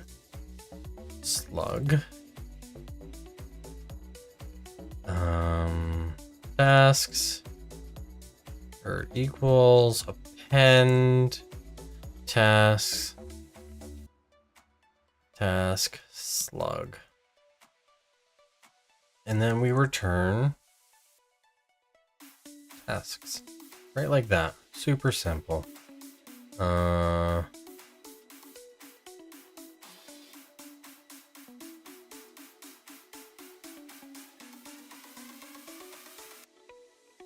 Search as a string, get task slug.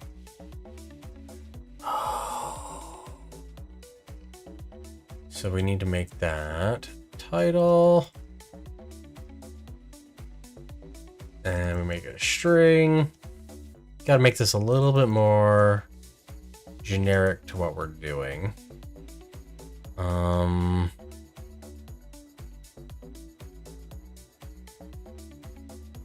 Oh, and then we gotta do nil. Why did I want to return error?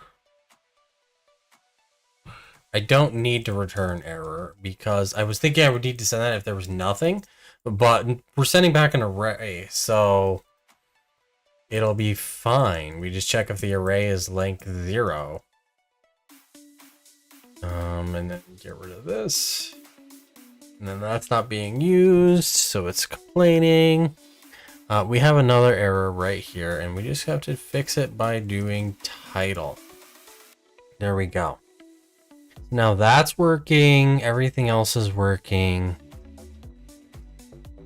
We're checking if it has the prefix. And that's checking, that's ignoring case, and it's converting spaces to dashes.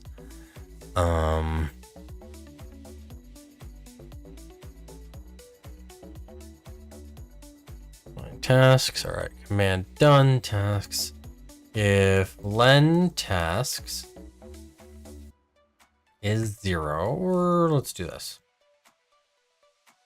Which len tasks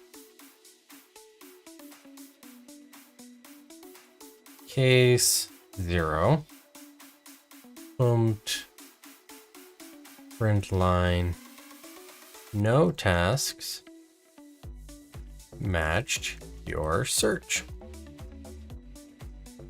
Case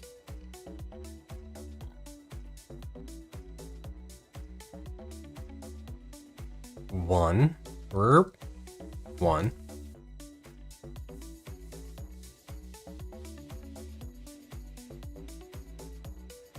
Now we have to figure out how to delete a file. Go delete file.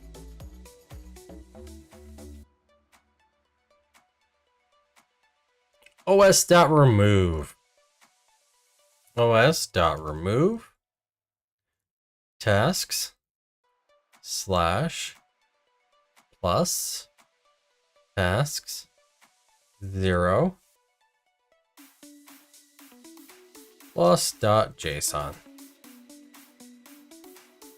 Pumped print line deleted the task. Actually, we should do this. Task load task tasks 0,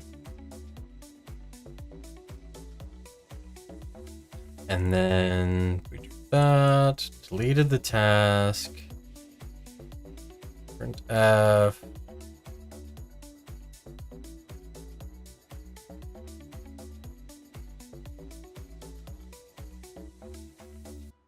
I think that's what we need to do.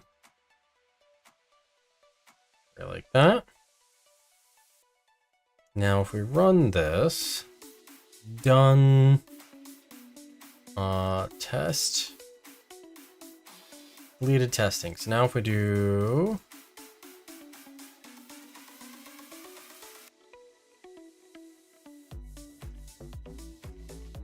there's nothing there. So then if we do create testing,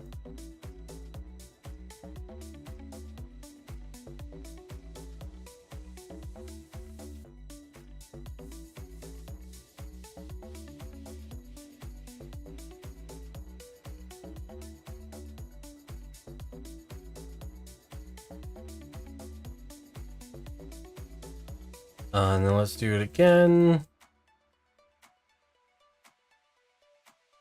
So we're gonna have two tasks that both start with the letters TEST.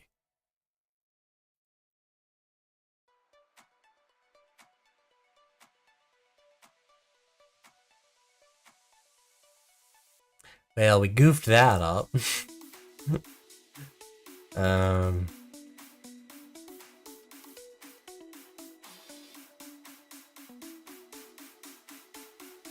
And now if we ls, now we see we have the goof up one, which is good. Now we'll be able to see that it doesn't show up in the list.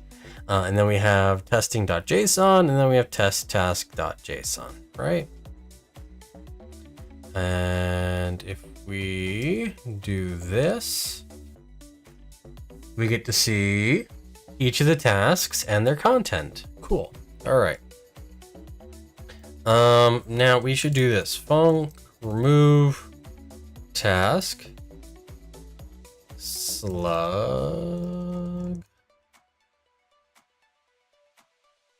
string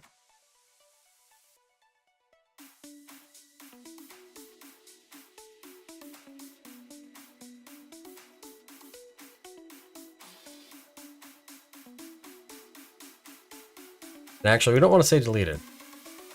Marked as done, which just means it's been deleted. And then we do remove task, tasks 0.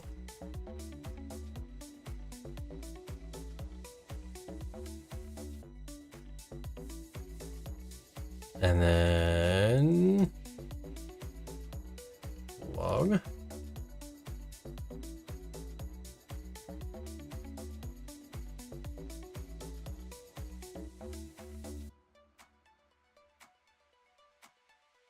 Why are you complaining?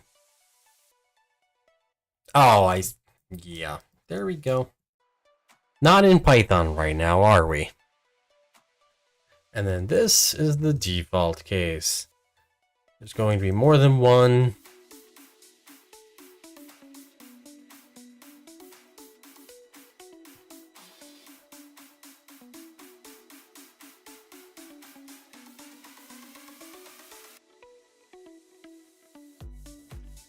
get task to remove.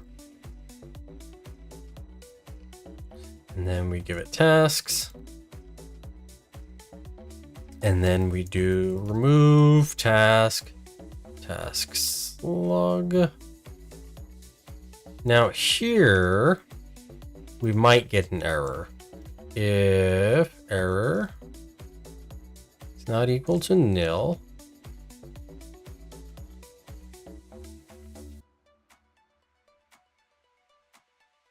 then we do bolt.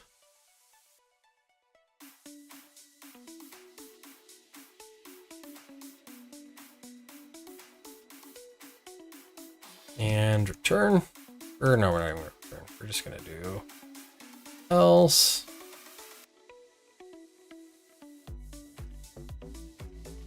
Remove task, task slug.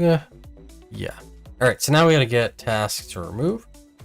Func get task to remove tasks string.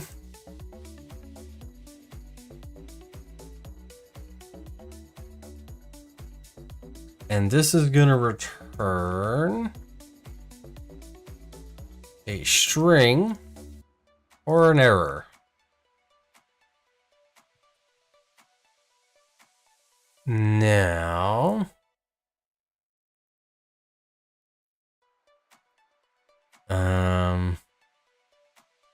or actually, index task slug range task slugs.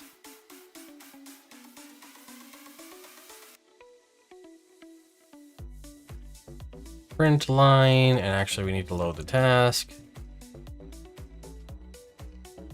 Load task, task slug, print line, or print F.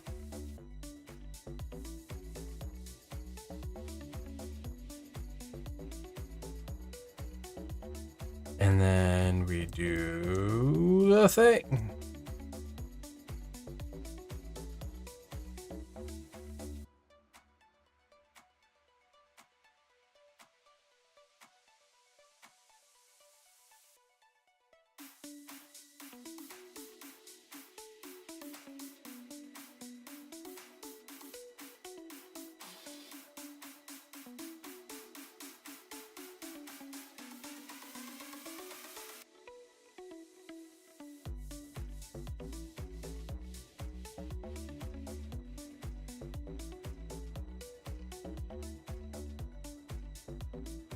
Task index.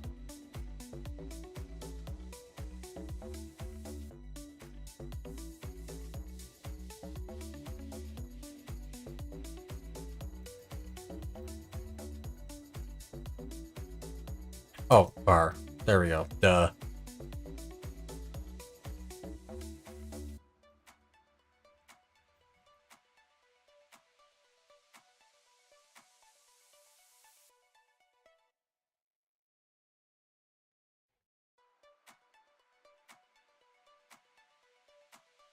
If error is not equal to null, nil, return nil, invalid task selection.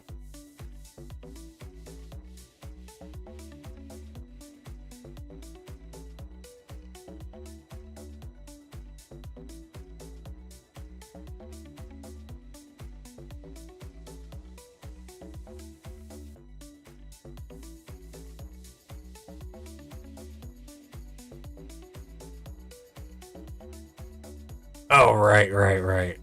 Task slugs. There we go. What are you complaining about?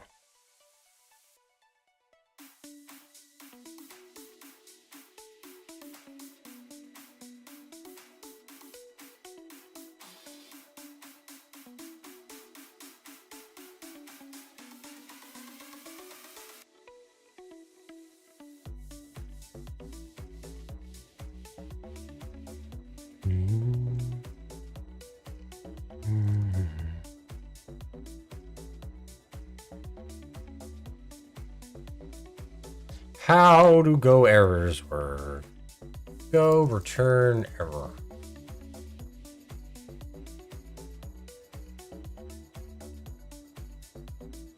Errors new. Okay, cool. Errors dot new.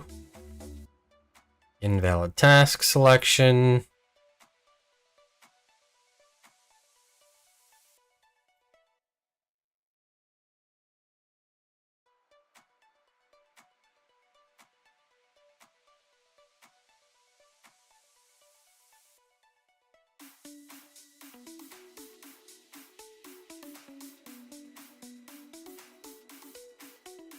Don't want to import log.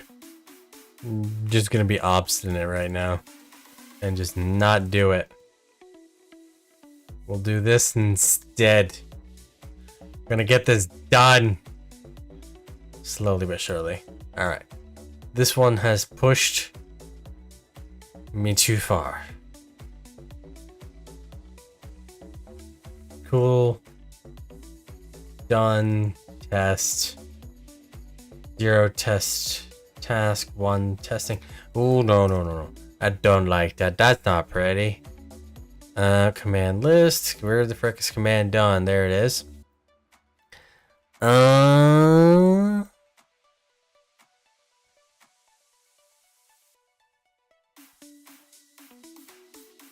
No. Get task. There we go. I found it. We just have to do that. Boom. And now it'll look pretty again. Ta-da! So it lists out the 2 that both start with test. It does not list out the one that does not start with test. This one right here. Pretty fancy. And then we can do...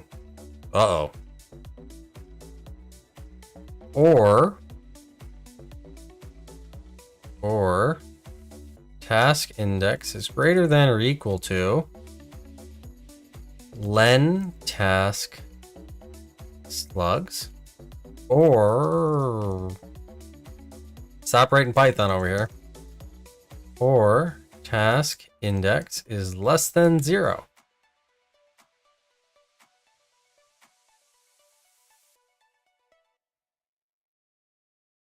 Invalid task selection.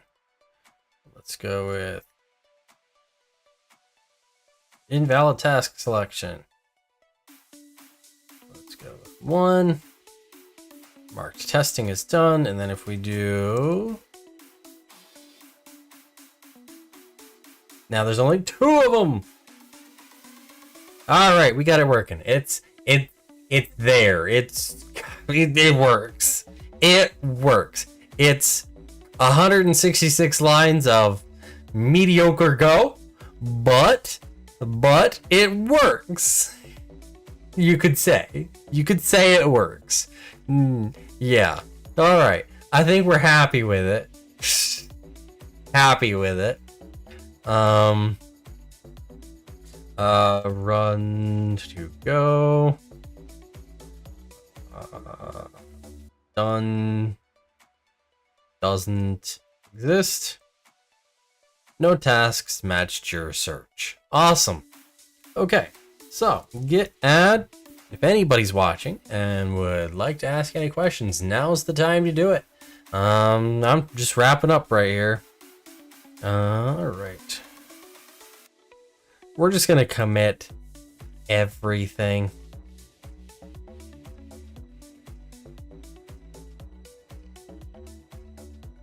We do need to do this. Usage to run the To-do app.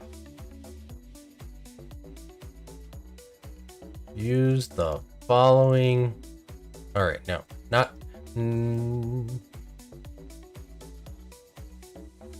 Right, that to list the to-dos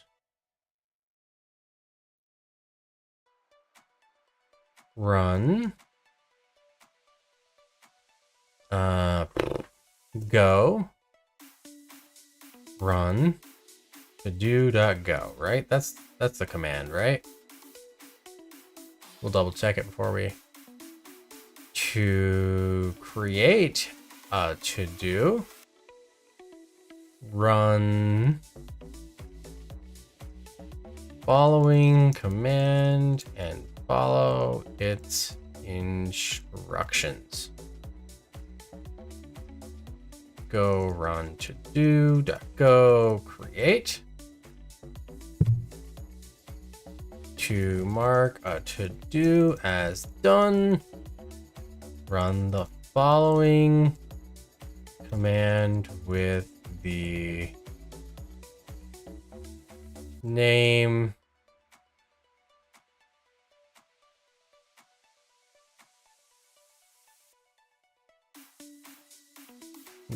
the name of the task to complete. There we go. Zech, go run to do.go done, name of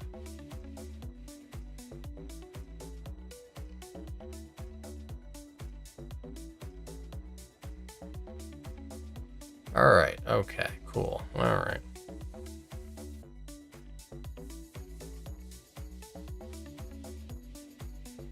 Replace spaces in the name with dashes,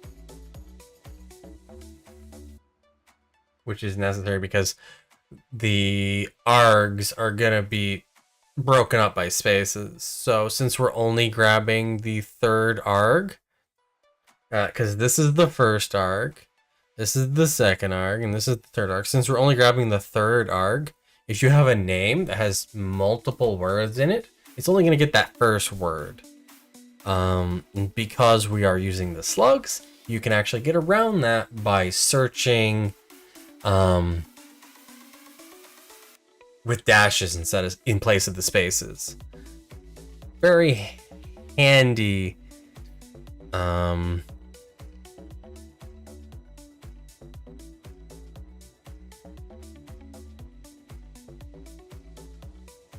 All matching.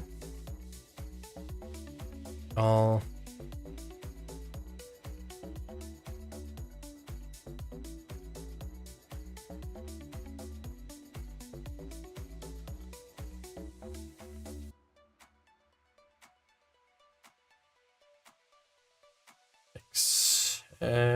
yes. All right. Git add the readme. Git commit -m. Add the to-do application code. Git push. All right. So there we go. That's a successful stream, I think. Like, we got it working. It's a little messy. It's a little convoluted. We banged our head into a few walls there. But yeah, I think it was a good time. I think we learned a good bit. We got to mess around with a good bit. We figured out a bunch of stuff. We had to mess with a few different packages. We had to figure out how to debug the application.